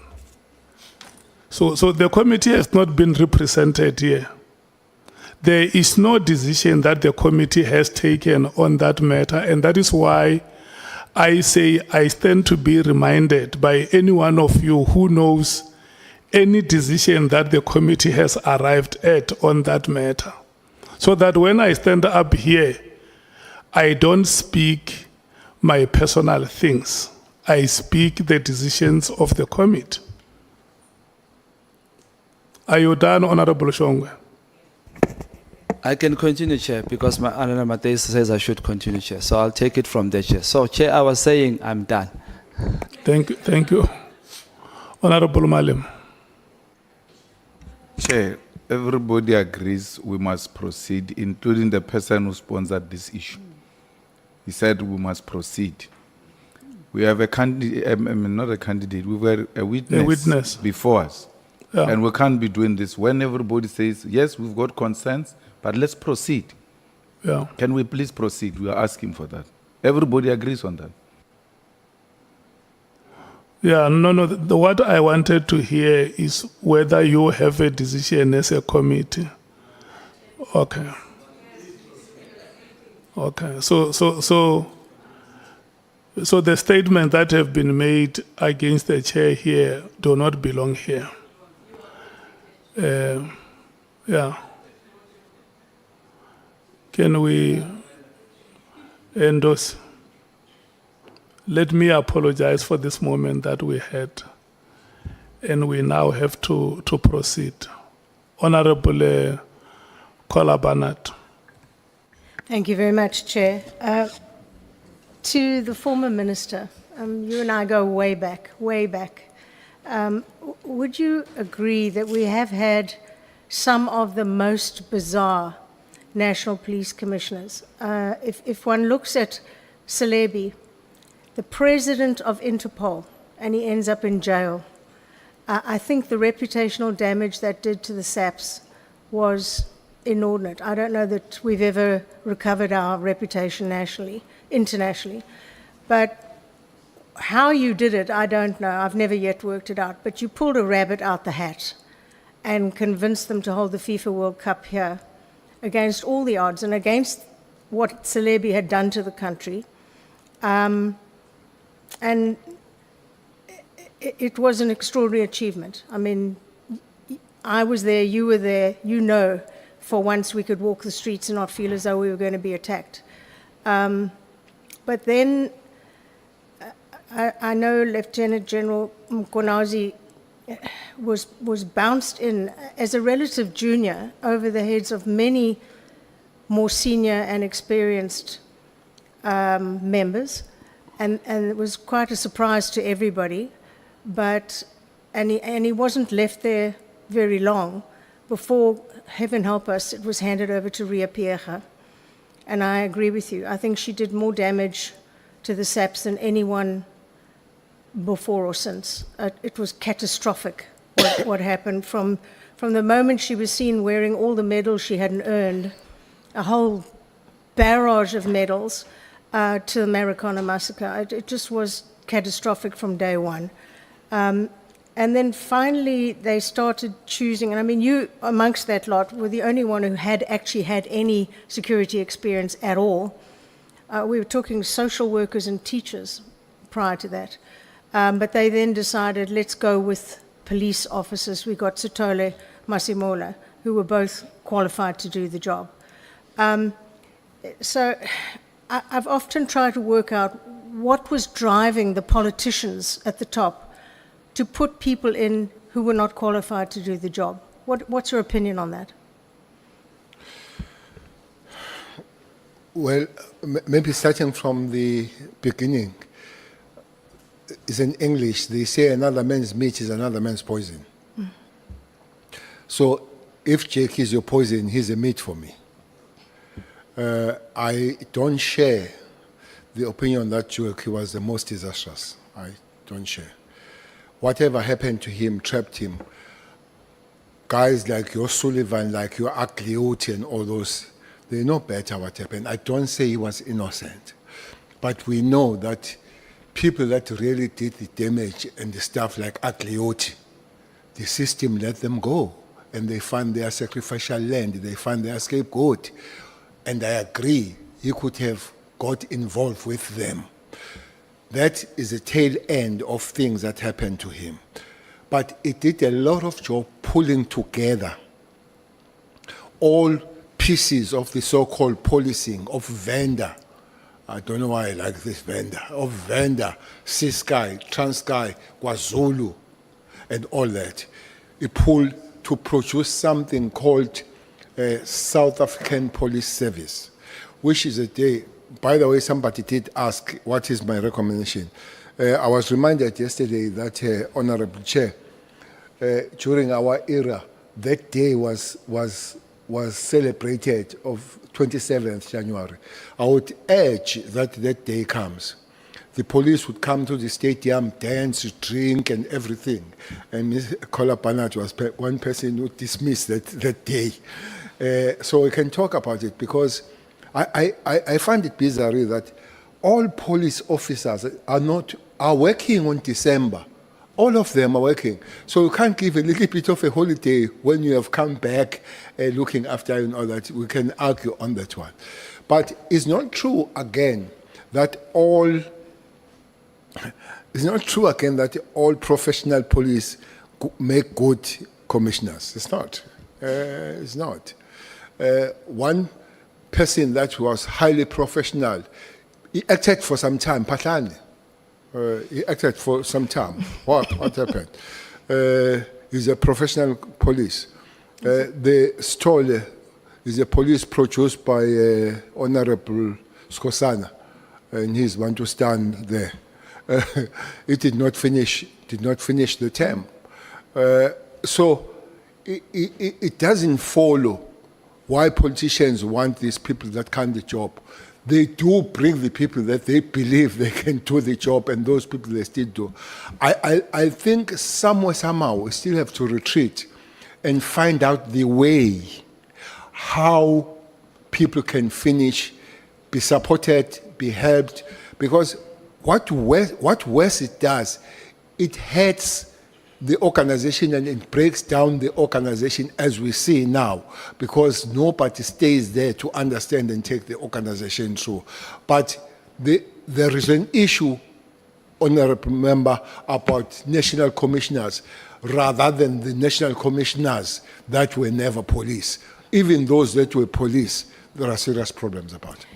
You're absolutely right. I'd quite forgotten about Patlane, who I think is heading towards jail. He's been arrested, he and his crew, for looting at the crime lab. So you're right, absolutely right. I've just often wondered, when people have been put in who are particularly weak, whether it was deliberate or not, in order to allow certain things to slide within the system. Certainly under Ria Piecha, that seemed to be the case. So I think, I know you've touched on it today, but were you surprised? I thought you and Lieutenant General Mkhwanazi had a good relationship. Were you surprised when this allegation that he's now withdrawn sort of came out the left field at you? Surprised when it was made, or surprised when it was made? Surprised? When it was made.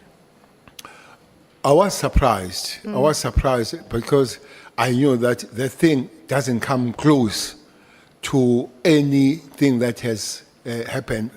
For instance, as I've said, that one bottom line on this one is that I've never sent anybody, and you see something that you are so sure of it, and himself could have checked back.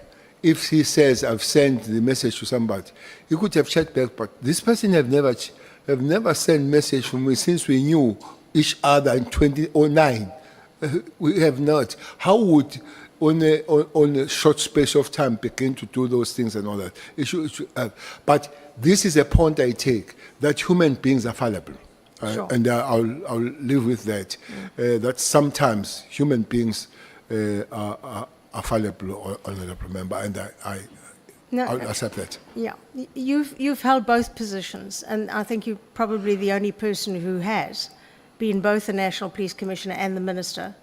I know I was hard on you and on Ria Piecha and Patlane, all of them, but as a Minister then, were you surprised, and have you been surprised at some of the ministerial appointments that have been made? With Nathi Mthethwa, and we're talking somehow Richard Mluli being brought back by him time and again, and Marikana and Nkandla Gate, Nathi Nhleko, with his fire pool nonsense. He didn't last very long. Bheki Cele only lasted 1 year. So where would you rate yourself in amongst that lot as your job as a minister that you achieved? That's the most difficult question. If I were a soccer player and I'm a striker, I would rate myself by scoring the goals. It would be easy.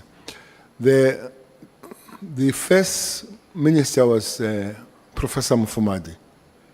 The second one was Chwete. Third one was Ngagula. The fourth one was Mtetwa. And then after Mtetwa was Ntlego, was Mbalula, was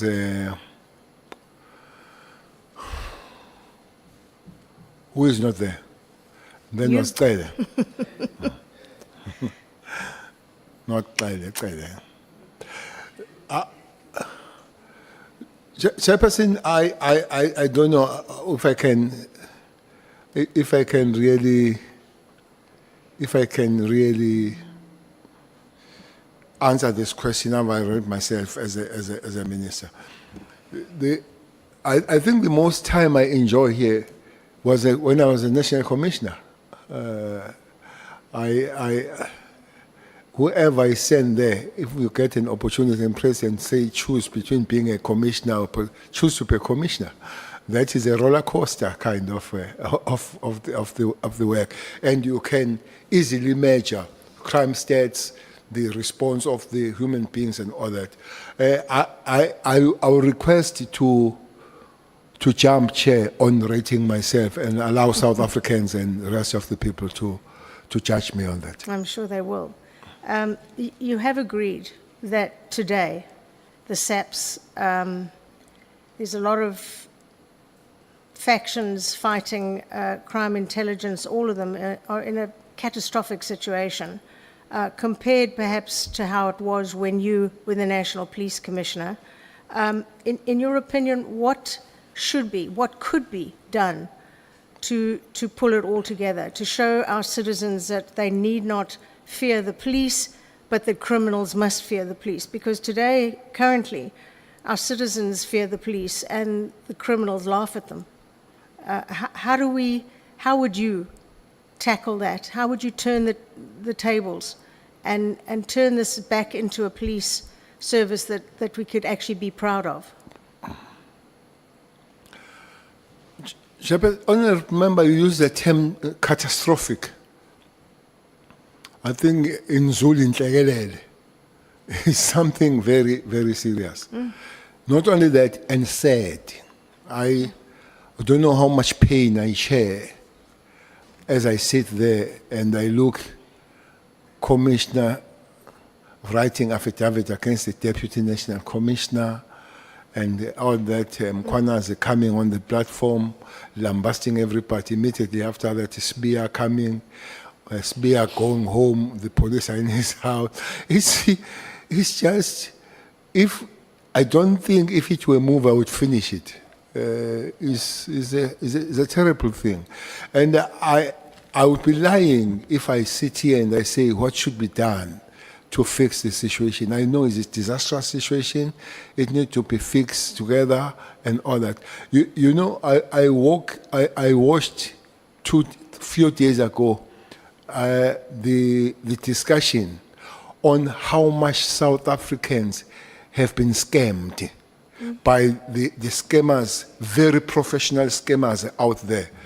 But you say, okay, where do you go with these South Africans? There is no head of Hawks, there is no head of intelligence, there is no deputy National Commission of Detectives, and these are the things that these people who are scammed is a place that they should be running to. It doesn't exist. I hope and I wish that the president literally leads his government and the cabinet on finding the solution quick on this matter is a matter for government now. I hear that Judge Maya was talking about requesting Judge Letwaba to go and stay home because of 2.5 million accusation of bribe from Mlife.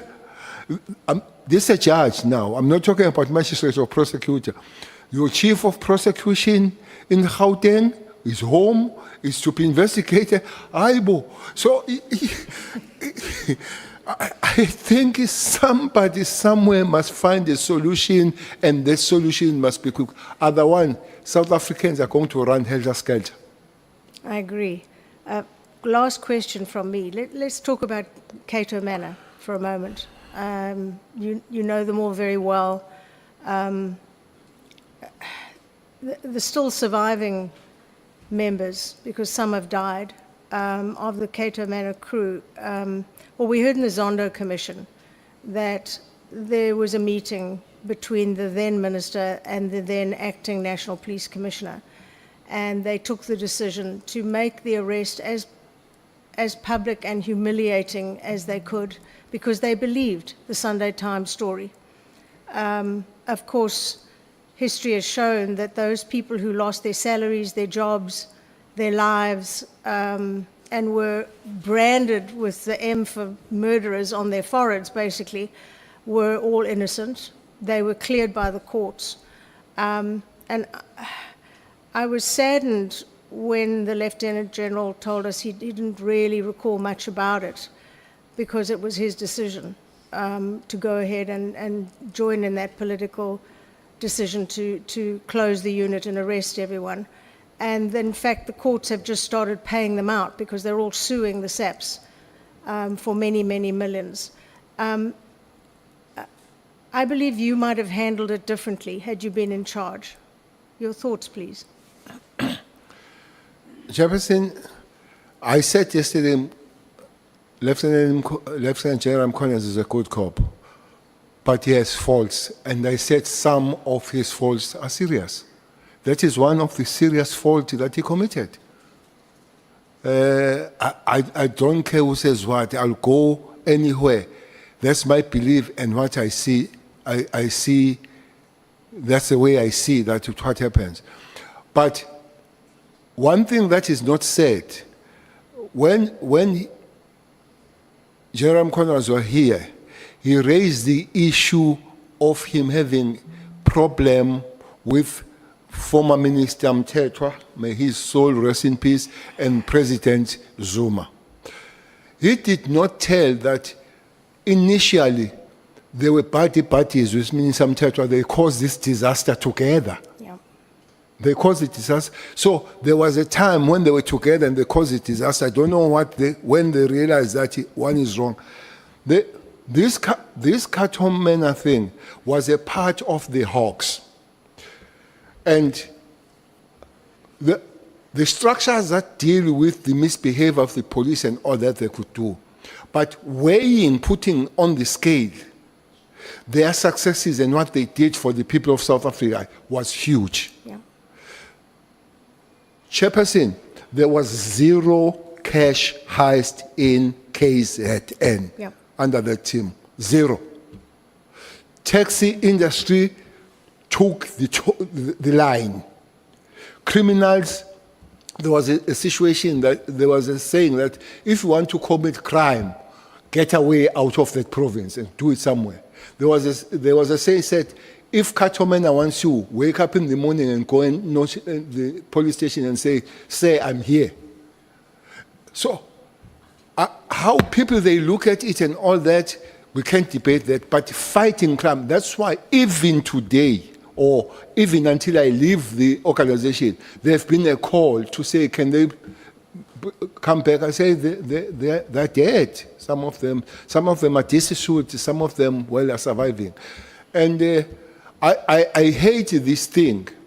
I hate this thing of people claiming the police for things that police must pay the money because they've done wrong to them.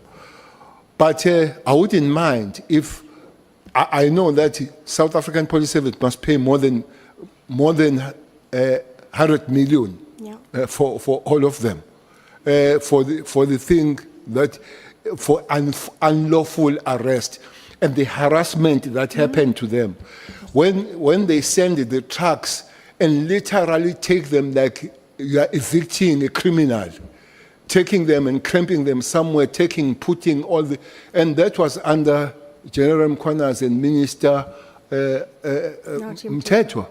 And the Minister Mthethwa went to a prosecutor asking that prosecutor to arrest them in June, was accompanied by the General Mkhonazi to tell you, please make sure that they get arrested. And they got arrested.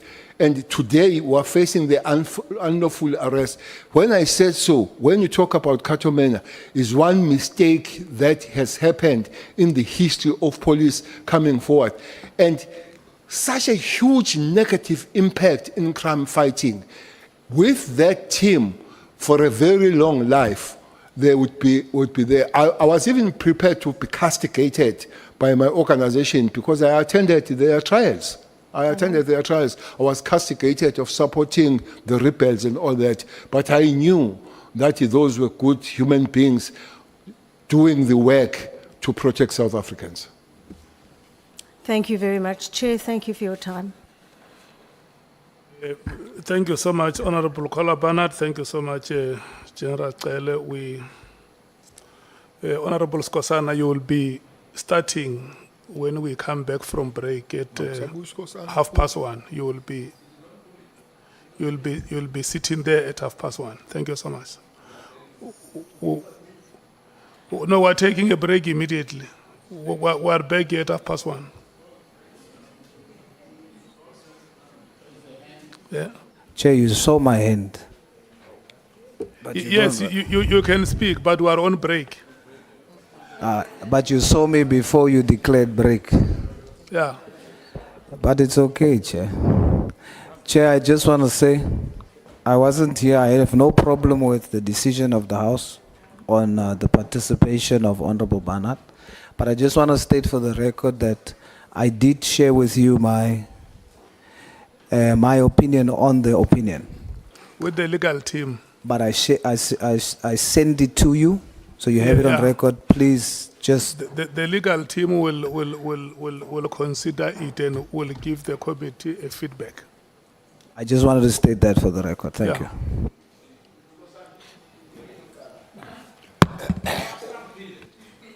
Honourable members, SC break has been announced. We are coming back at 1:30. Yes.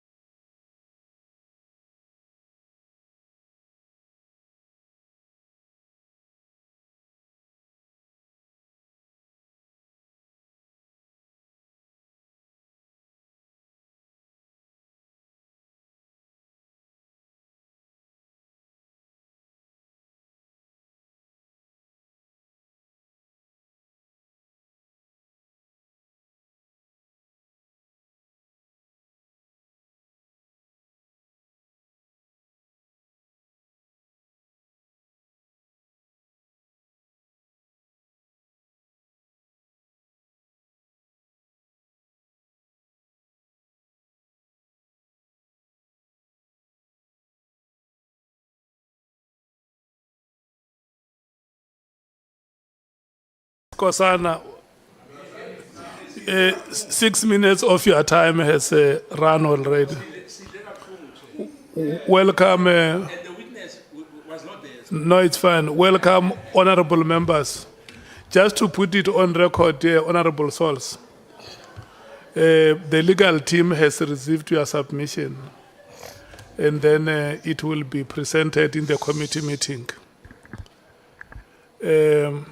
Honorable Skosana, welcome and those. Thank you so much.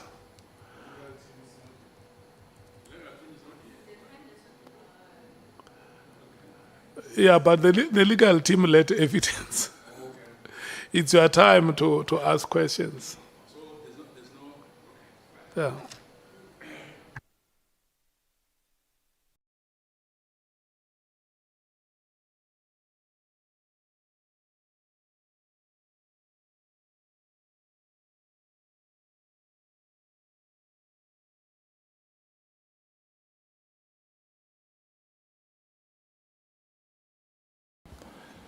Thank you, Chair. It will be until 14:38, Honorable Skosan. Thank you very, very much. No, I'm going to leave it for Shongwe to finish up.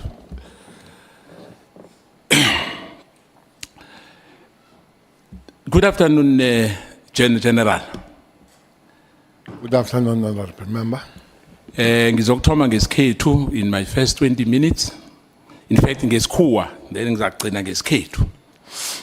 Now, the issue about, you spoke highly about Bheki Cele, that he amalgamated the former TBV state and the other police service, self-independent, you know, and SAP during those years. I just want to say, let me put it to you, that your assertion is wrong, is incorrect. One, the amalgamation of the police service was started by Johan van der Merwe in 1994.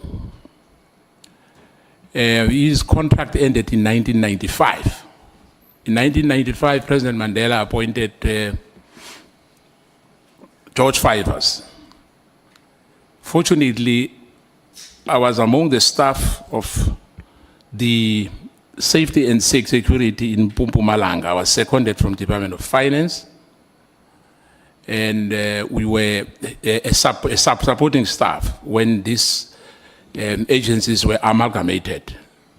So George Fivers was the first person to be appointed to lead an amalgamated police service in this country. It's not Bheki Cele.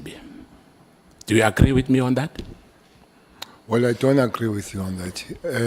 Fivers started, but in the middle of it and finishing it, it was Bheki Cele. But Fivers did start. No. Minister, I said Johan van der Merwe in 1994 started the process.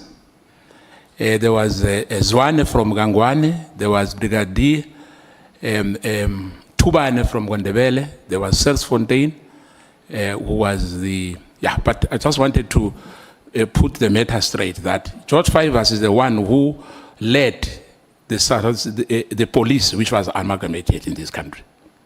It did not finish. A person that took it from the middle body and finished it was Bheki Cele. And I agree with you that Fivers was at the beginning of the matter.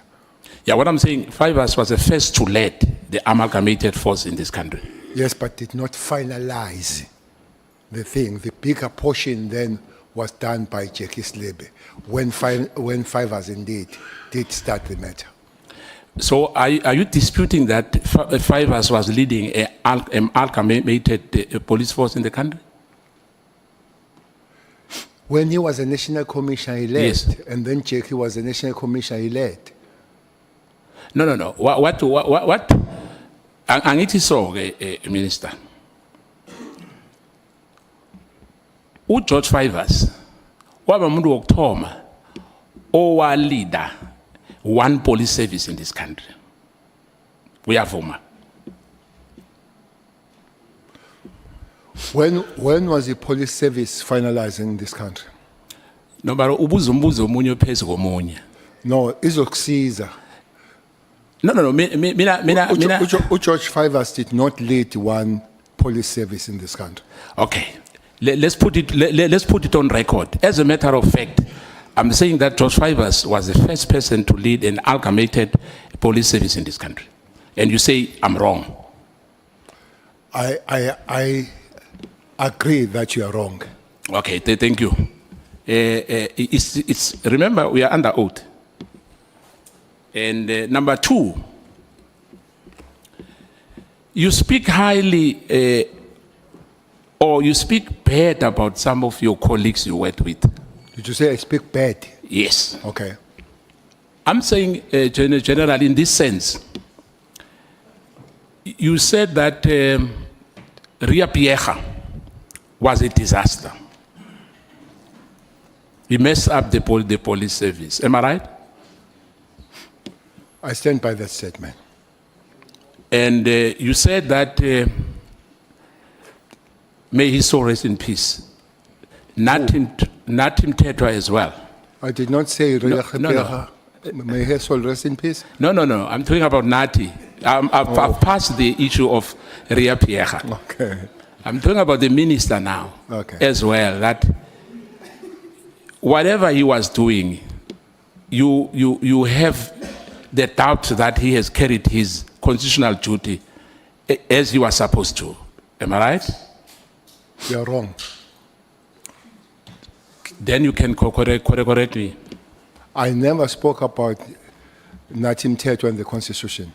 No. I'm not talking about, what I'm saying that he failed to do, let me put it straight. You said he failed to do his job. I never said so. What did you say? I never said he failed to do his job. I said he had mistakes, and I've mentioned things that he would have done wrong. One of those things is the Katomena. And the only thing that I talk about him is Katomena.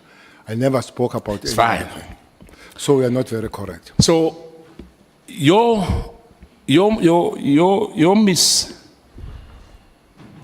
misfortune as well, or your mistakes. Do you have any mistake which you perhaps, when you were still a national commissioner, or when you're still a national, when you are a minister and a national commissioner, do you have regrets? No. No regrets? No. Were you perfect? No. Let me come to this as well. Did you ever appointed someone in the, I think they said Sita, said he was carrying bags, I've forgotten the surname, what's the surname, if you remember? There was a matter which was raised to say there was somebody who was carrying your bags. Simon, come on, advocate, come on. Yes. Did you ever appointed him as a judicial commissioner? I've explained it time and again. And you said you were in that environment, you would know, especially that there is no minister that appoints any level of police in the South African police. Are you saying that under oath? Don't threaten me about No, I'm not threatening you. I just want to find out, because we have done that, Minister. When I'm asking that under oath? Yes, I'm asking that under oath, yes. Remember, I'm a member of Parliament. I've been in Parliament far long before than you. I know better Parliament than you. But if you say I'm under oath, it means you don't accept that I am under oath and I'm protected. Simo was appointed by the Minister of Police as a special advisor to the minister, but was appointed by the National Commissioner as a legal person heading legal in the South African Police. Minister, let me put this thing to you once again. My question is simple. Have you ever appointed a divisional commissioner, you as a I've answered that no. You've never done that? No. And let me put it to you, and I guess the scribes are writing this down. You've done so. That has never been done. No, it's fine. Anyway, remember, we still have to, I'll bring proof of that, Minister, Okay. that you've done that. Bring it. Now, And if you don't bring it, no, I'll bring it. I'll bring it. Anyway, I'm protected. Don't, you said you've got 40 years or so Yeah, here. Chair, But I'm not threatening you, but I'm telling you that you have appointed a divisional commissioner yourself, not a national commissioner, as a minister. You said the minister doesn't do that, but we have done that. But let's start now again. Let me put it to you again, Minister. can I respond before you put? You can. Honorable Member, I hope the problem here is that people, they say things, and when they're supposed to prove it, and they don't happen, they don't come back to say those things here. I would want that protection. If you say I've done it, you're going to bring the evidence. I would want to know what happens if that evidence does not come. We are not going to hide behind the situation that says we are protected. So we're not going to be paid. We're not going to be paid. It's a law, and unfortunately, I'm protected. You can't do anything about it. Am I allowed to answer when I'm asked? Yes. Am I allowed to answer when I'm asked? Let's do like this, honorable members.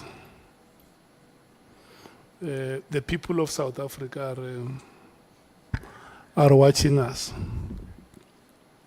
and they want to see the best out of us. I just want to request both of you to tone down.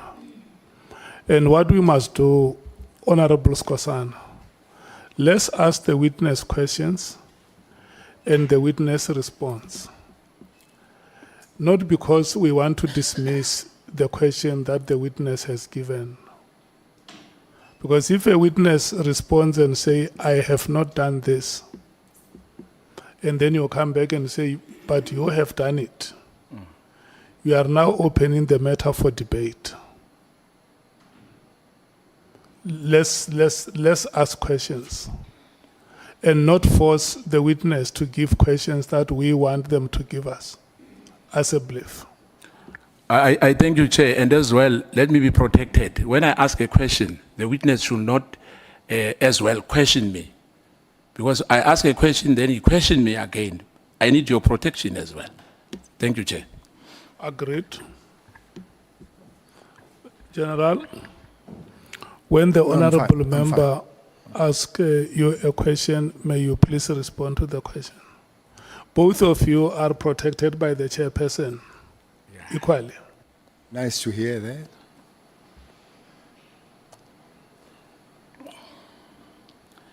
General, do you remember that you came to Mpumalanga in Mkondo? Do you remember that? Many times. In 2018. Many times. You promised the people there was political killings. You remember? I promised them political killing. No. I'm saying there was political killings. Oh, I thought you said I promised them political No. killing. Okay. I'm saying I was still, as I said, if you can wait for me, General. You came to Mpumalanga, Mkondo, and you promised the people of Mpumalanga that those who have killed those councillors will be arrested in 4 days. Do you remember that? I don't remember 4 days. I remember saying they'll be arrested. Was anyone arrested there? I don't know. Do you know Alpha? No. I know Omega. Omega, that's how you promised that those people will be arrested within 4 days. Okay. And unfortunately for your, because you say you don't remember, the killings continued. 2 councillors after you've left were killed. I'm sorry to hear that. Do you have any relationship with then, at that time, with the mayor of that area in Mkondo? Who was the mayor? Vusmota. No, I have no relationship with him. You never spoken to him over the phone or have had a meeting with him? I've spoken to him. What was discussed in that meeting? I can't remember.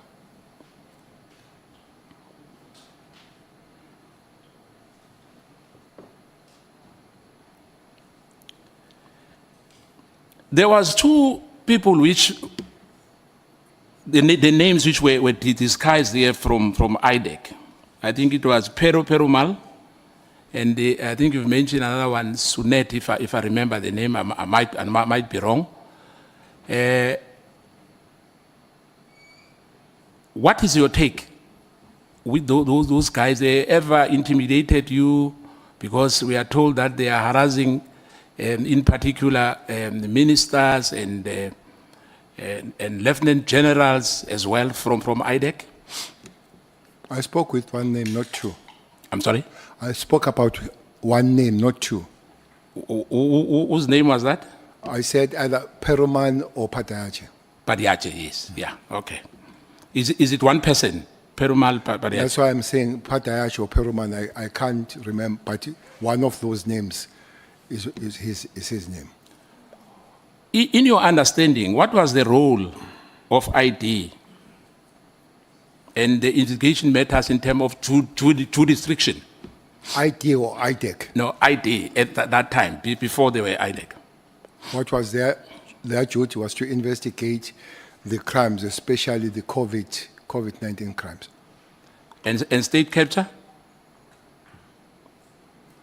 No, I know nothing about IT and state capture. Because these names are frequently coming up, in connection with General Masemula and Mkhwanazi. And Mkhwanazi, when he presented his submission here, he said, at IDEC, there's a rogue policemen there and women, but there are those good policemen there and women. Do you agree with him on that? In your experience as you were in charge of it? I agree with him, Mkhwanazi. Yes. No, what I'm saying, do you agree with his assertion to say there's rogue? In fact, there are those people there who work at IDEC who are rogue. Let me put it like that. But I will agree, but not only there. Even with the SEPs and other organizations, there will be rogue and good people. Yeah, but I'm talking about IDEC now, Minister. But I'm giving you the context of which I'm agreeing that indeed I agree with it, but I'm adding to say is a generic problem. So are you saying even in the top echelons of the South African police, there's rogue policemen and women? I would agree.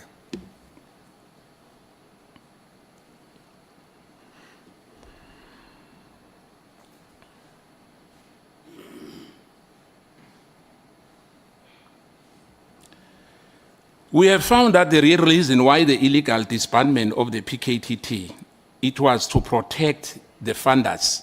The way you said, you spoken to Vus Matala or Ket Matala. Yeah, real name Ket Matala. For the first time you said you met him in Beverly Hills, am I right? Beverly Hills Hotel? Yes. That was for the first time. Yes. That was in December, am I right? Yes. Then in January, you went to Pretoria. Yes. And then he gave you his penthouse. Yes. He gave you security. No. You're not secured. As even now, I don't have security. Yeah, I remember you cried some time ago to say you are not safe, and we understand that. Without tears. Now, you met him for the first time. He's offering you a room. You agree without any hesitation because you are no longer a minister. That's what you said, am I right? You are free to do anything you want. No, I'm not free to do anything I want. There is no human being allowed to do anything that he or she wants.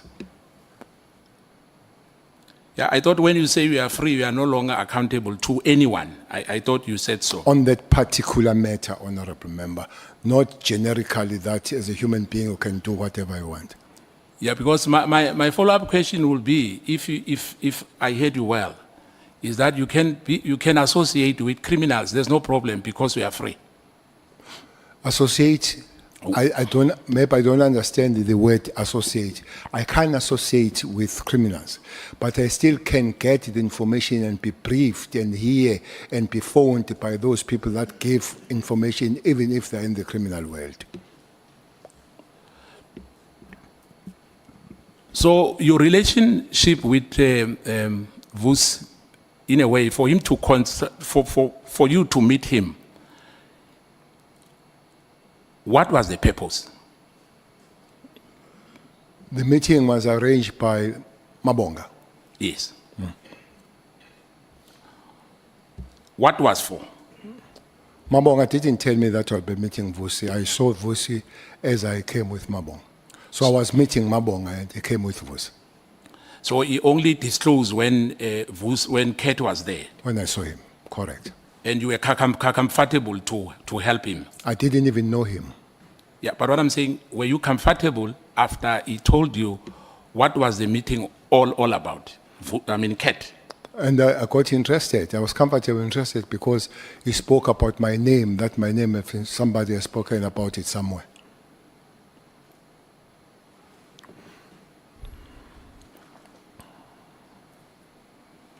Do you agree with Minister Senzo Mkunu's version to say he had all the right to disband MKTG? No, I don't agree with that.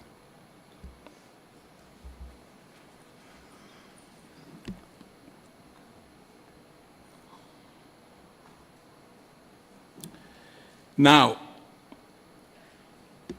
the IMC resolution and the meetings of approving the PKTT, as you said, it was an interministerial committee, am I right? I didn't say so. It was so. Yeah, that's what I'm saying. Okay. That's what I'm saying. That I want you to agree with me on that, to say I'm not missing the point. Okay. Now, when he decided, as you know now, Who is on record, Senzo, Okay. Mkunu, the minister, did not consult anybody. And I think that's what you said to us, to say there was a ministries. There was a Minister of Correctional Service, there was a Minister of Justice, etc., etc. And those were not consulted at all. I think his statement says so, again, that he did not consult.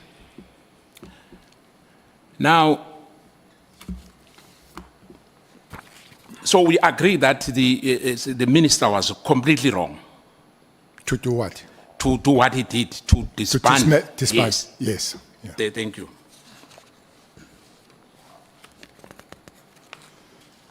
Now, there's, you call him Mary, if I remember, Professor Mary. Dihas. He says that... She. Yeah, she. She says that you are a disgraced minister. Do you agree with that? I don't agree with that. Yeah, I'm just saying, I'm just reading what he wrote here. I don't agree with it. You don't agree with that? And you said you don't recognize Patricia Machale, if I remember well. I don't recognize or remember her. No, you remember her. What I'm saying that whatever Patricia is saying, it doesn't hold water according to you. Am I right? Correct. There's another gentleman who said he wrote you many letters. He calls Fikile Mbambi. Have you ever received any letter from him? Who is that gentleman? Fikile Mbambi from Cape Town, from Kayelisha. Fikile Mbambi. Yes. I don't remember the name. You don't remember the name. Now, when you were talking to my colleague here, you said that there's around almost 200 members who are deployed here in Cape Town. Am I right? At the cost of 800 rand, I think for accommodation, there's food, there's cars, you know, you've mentioned all those things combined to say that, you know, they are trying to help the people of Cape Town. You mentioned Delphi, you mentioned Philippi and other areas.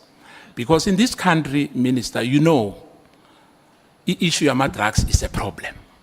Issue Yama drugs. Yes, yes. And in particular, in the Western Cape. Am I right? I'm not saying in other provinces there's no drugs. But in particular, in the Western Cape, we have serious problem of drugs. And Gauteng, we have a similar problem. Yes. We have a similar problem in the Eastern Cape, in almost all the provinces. Now I agree. Thank you. Ngiye ngathi ngizotshintsha ngibuyele ngapha. Abantwana bethu sebangathi amazumbi ngendaba yama drugs. Angathi amaZulu. Ngathi amazumbi. Oh. Umuntu uthi ahamba alele. Uthi umuntu ahleli amile. Sinenkinga enkulu engicabanga ukuthi nawe usese khona usaphethe. Azange uyikhona lento yama drugs. Am I right? If you say angizange ngiyikhona, you mean to eradicate and finish it? Yes. Definitely it was not eradicated, but a lot of work and a lot of disbandment of the laboratories, a lot of big bust of the ships and all that, it did happen. Now, ngiyavuma ukuthi akunamuntu onganaphutha, Minister. And I think as well, as you said, you know, bathi uma uvuma kuba ngcono kunokuthi uwale amaphutha owenzayo. Siyavumelana lapha ngithi? Well, it's a human nature to commit mistakes, but it's also a good human nature to accept once you realize that you have made a mistake. It's a good thing to do.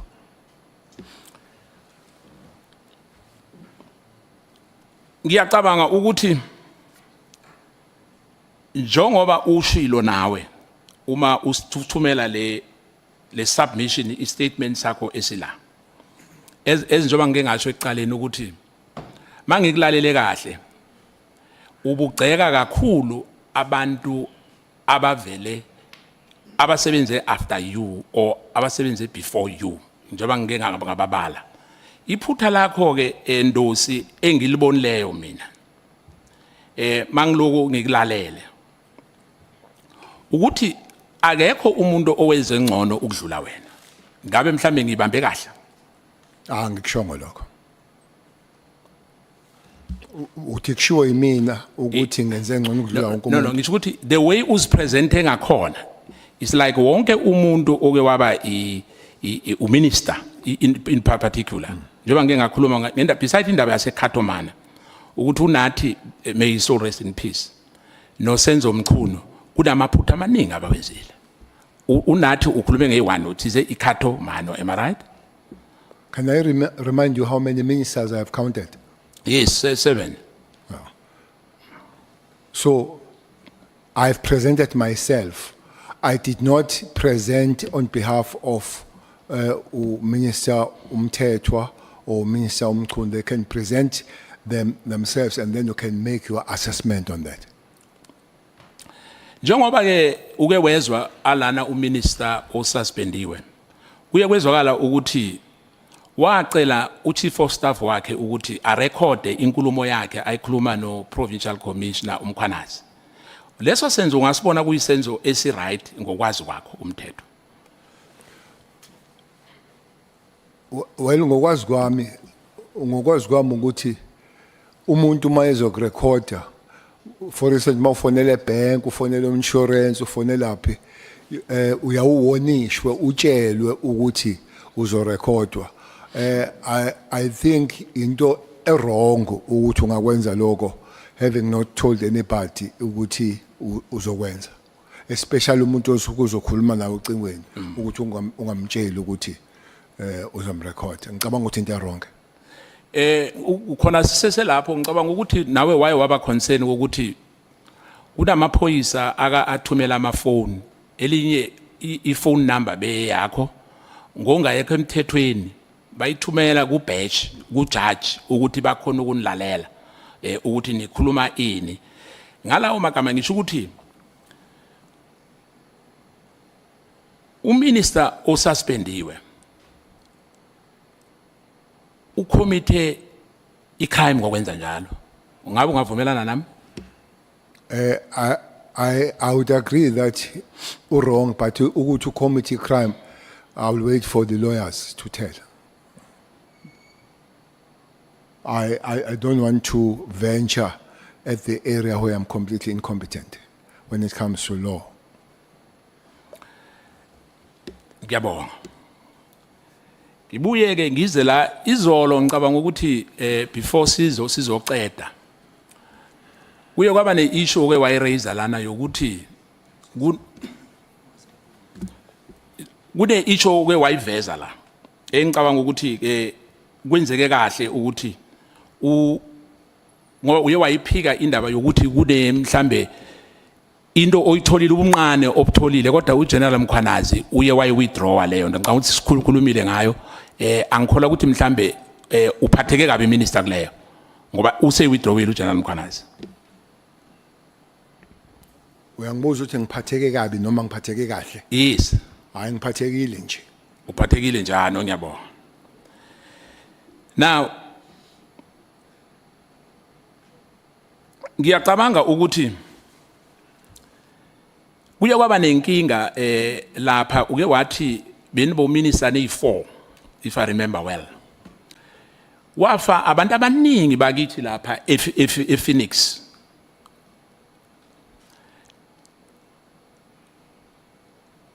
Ngabe kukhona ongasitshela kona ukuthi kuyakwanelisa imphumela omhlambe ama arrest enzekile after what happened lapha ePhoenix? Noma ngazi manje honorable member ukuthi ehamba kanjani amacala kodwa baningi abantu ababoshwa. There was a special team under Brigadier Cele that was working there, and the last time I checked there were about 12 people that were arrested there, but I don't know the status of the cases at the present moment. Bayahlupha. Bangihluphi. Ngoba isizwe asijabulanga ngento le eyenzeke lapha ePhoenix and babona ngathi umthetho awukho ngathi le ndaba ayikhulunyiswa akunamuntu okhuluma ngayo yaphela nje kanjalo kibo bonke abantu abake bafika la ngifaka nawe ngaphakathi ngizwile ukukhuluma iconcern yakho ngeCato Ridge kuphela but iissue yase Phoenix hence ngikubuza yona ukuthi iyagculisa ngendlela yahamba ngakhona na angase ngikhulume nje ngeCato Ridge. No, I'm talking not Cato Ridge, le okhuluma ngayo. Cato what? Cato Mano. Oh, okay. Yes. Ukuthi kuyakhulunywa ngayo, kuyakhulunywa nangezinye, kodwa le yase Phoenix ngathi akunamuntu ufuna ukuyibamba. No, umbuzo honorable member ngeCato Phoenix. I said last time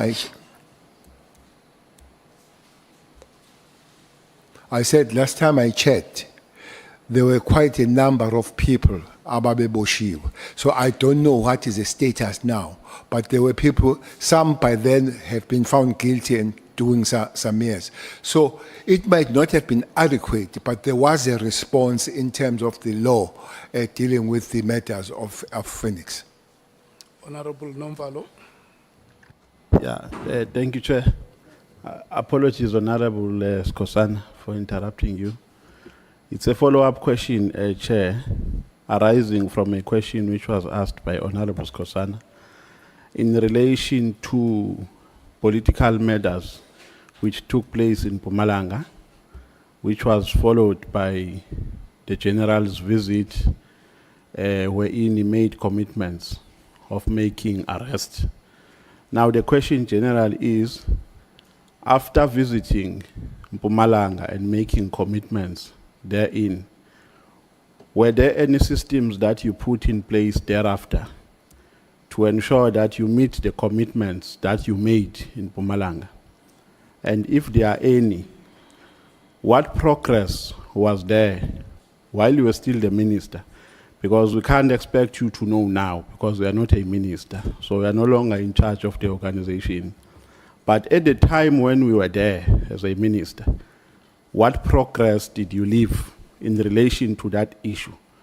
And did you ever go back to the people of Mpumalanga and say, these are the systems that I've put in place, and this is progress that we have made so far? Because the issue of political killings is a very serious issue. So I was really not satisfied, Chair, with a response that he gave that he doesn't know. And that I think it arose maybe from an impression that we are asking about his knowledge at this point. And the question was asking about his knowledge while he was still the Minister of Police. Thank you. When I went there, I went with the Provincial Commissioner, Honourable Member. And the Provincial Commissioner was to put something special to deal with the matter. Well, Mpumalanga people will tell you that what has happened to the Provincial Commissioner himself is part of the problem that we are facing. It started there after that. So I don't know the progress, because a person that was supposed to lead that in terms of the Provincial Commissioner putting those teams had a problem herself, suspended. I think it's under, I don't know where it is now, but by the time I left, she was suspended and not on job and all, which I guess then that jeopardized the progress of those operations that was supposed to continue.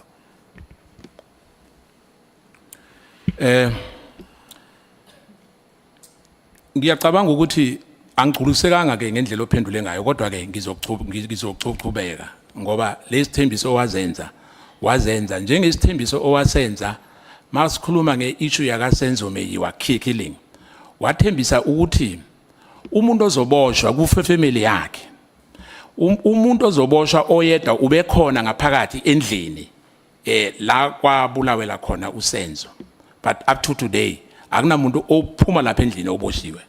Ngabe ngiright lapha? Wrong. Ukhona oseboshiwe? Wrong ukuthi ngenza leso sithembiso. No, wasenza leso sithembiso is on record, but ke if uyala is fine. But that's what I'm saying, ukuthi wathembisa ilizwe la ekhaya. Wrong. No, ngiyavuma. Ungasho ukuthi ngirong ukuright, kodwa ke mina ngithi wrong right. Yeah. Ngisho ukuthi ke minister angabi ngathi siyalwa silwe. Mina ngifuna ukubuza nje ukuthi uyayala nokuthi wathembisa ukuthi umuntu omunye okhona ngaphakathi uzoboshwa obeke khona uma kudutshulwa uSenzo. Zange utsho njalo. Sengiphendulile lapho. Okay, ngiyabonga.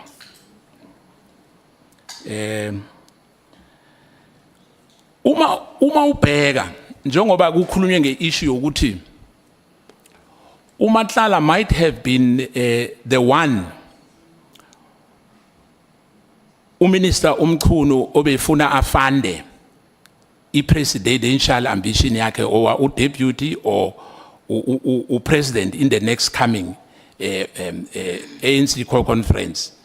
Ungabe wena leyo nto uyayikholwa noma uyikholwa?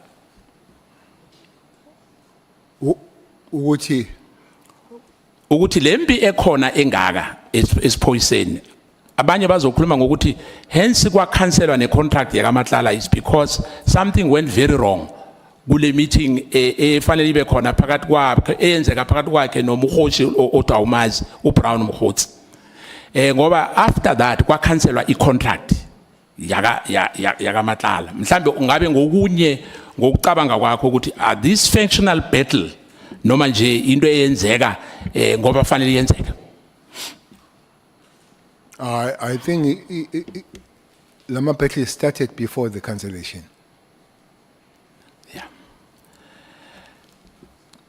Njoba sengizovala nginikeze umlingani wami. Ngizovala ngale yokuthi uma fika lana umkhwanazi ku statement sakhe asinikeze sona. Uthi ispolisa samoshakala ngo-2007.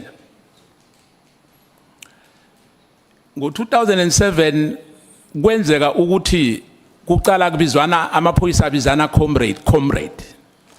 Kwaba namabhrayi enziwayo ePulukwane. Azange kuphinde amaphoyisa ahlonipheke or ahloniphane. Kwaqala ama-faction ngaleso sikhathi. Ngabe uyavuma kuloko? Angivumi. Uthi akucala ngaleso sikhathi. Ngabe kuqale nini ukuliwa esiphoyiseni i-top management? Ngokwakho ukwazi. So lokho abakhona amaphoyisa. Oh, lokho abakhona amaphoyisa. Nawe uma ukhona leyo impi yaqhubeka injalo. Yebo. So uthi iqale ngo-1994. Not ngikhuluma nge-new dispensation, angikhulumi ngalawa kudala abangasimelanga. Lento iqale 1994 ukulwa. Ngiyavumelana nawe. Ngiyabonga. Sengizonikeza ke umlingani wami aqedelele njengoba uchairman said avumile. Ngiyabonga.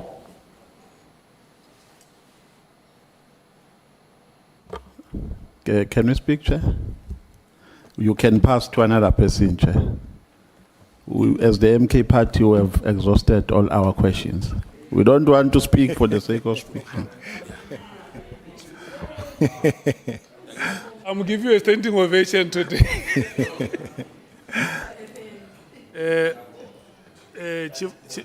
Chief Whip. Chief Whip.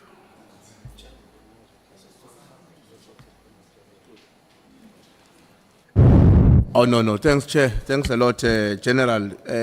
Good afternoon. I know that many questions have been asked and answered, so I shouldn't be that long. And I'm going to try and rephrase the question for you to address a specific issue. For instance, in your submitted Son affidavit, General, you speak about General Mdluli, the decision about his suspension, but you also talk about on the same paragraph that you were directed by the then Minister and Deputy Minister to fire General Shabalala. Now, what I want to understand here, what is it that is so special about Mdluli? Who is Mdluli?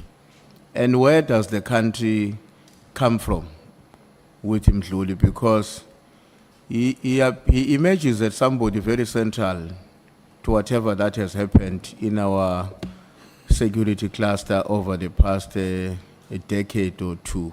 Who is the man? Well, I really don't have extra information than what I have. Mdluli became the head of the crime intelligence in June, when I became the head of South African police administratively in July. I am told that the way he was employed was a panel of ministers chaired by the Minister of Police. I think there was a Minister of Intelligence at the time who happened to, I guess, was Dr. Cele. I think there were other ministers. There were about 4, I can't remember who they are. That makes him a little bit special, Mdluli, from the very word go, because I've never seen a TTG having such a panel of the ministers. But one thing that was quite significant, there was an acting police commissioner then, General Williams, or Commissioner Williams, and I'm told was not part of that panel. This is a DDG, but the DG of that department is not part of that panel. That's quite interesting. Mdluli, his background this is under correction, so that I don't lie under oath. I fight with Mr. Skosana. So his history looks like it comes from the police anyway, but was belonging to this branch, that infamous branch called Special Branch. Looks like that's where it comes from. And those that they know him, they said he would be a not a very kind guy. Those that have been in the hands of Special Branch, they would understand how they would treat you, those guys. They were not nice at all. So it looks like he was part of those guys. But also looks like he was person that people were scared of him. Because the arrest looks like was suspected, because I don't think was ever found guilty, was suspected of murder, which had nothing to do with the work, which was a kind of a social matter, because it looks like a person that was murdered because he interfered with his girlfriend.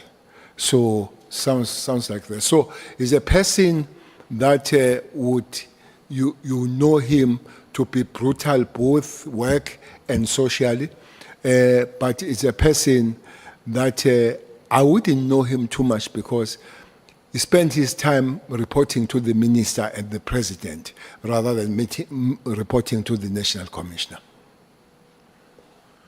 No, thank you, Chair. I'm asking this question because in your submission, you made an important observation that essentially the time at which the country started to regress in terms of its capability to defeat crime in our country was more or less around the same time, around that time, when such characters were being appointed, and let alone the way in which that character was appointed. But you also made references to the fact that as a consequence of your refusal to act or the way in which you acted towards him, you acquired some enemies. And I think the enemies that you acquired also included, if I read your statement very well, the head of state of that time. Now, you know, there is a theory that may not enjoy popularity in our country, but it's there. And because it exists, it's supposed to be dissected. That there's always been people either who were infiltrated in the movement that led us into liberation, or who were inherited by the democratic state after 1994, remain in the system, but always working hard day and night to bring the very system down.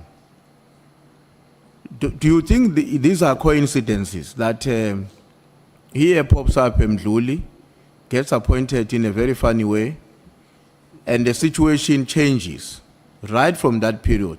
Of course, with the then National Commissioner Pierre assuming the reins, and the destruction of the security cluster happens unabated. Would you say these are just mere coincidences, or this is maybe one of the manifestations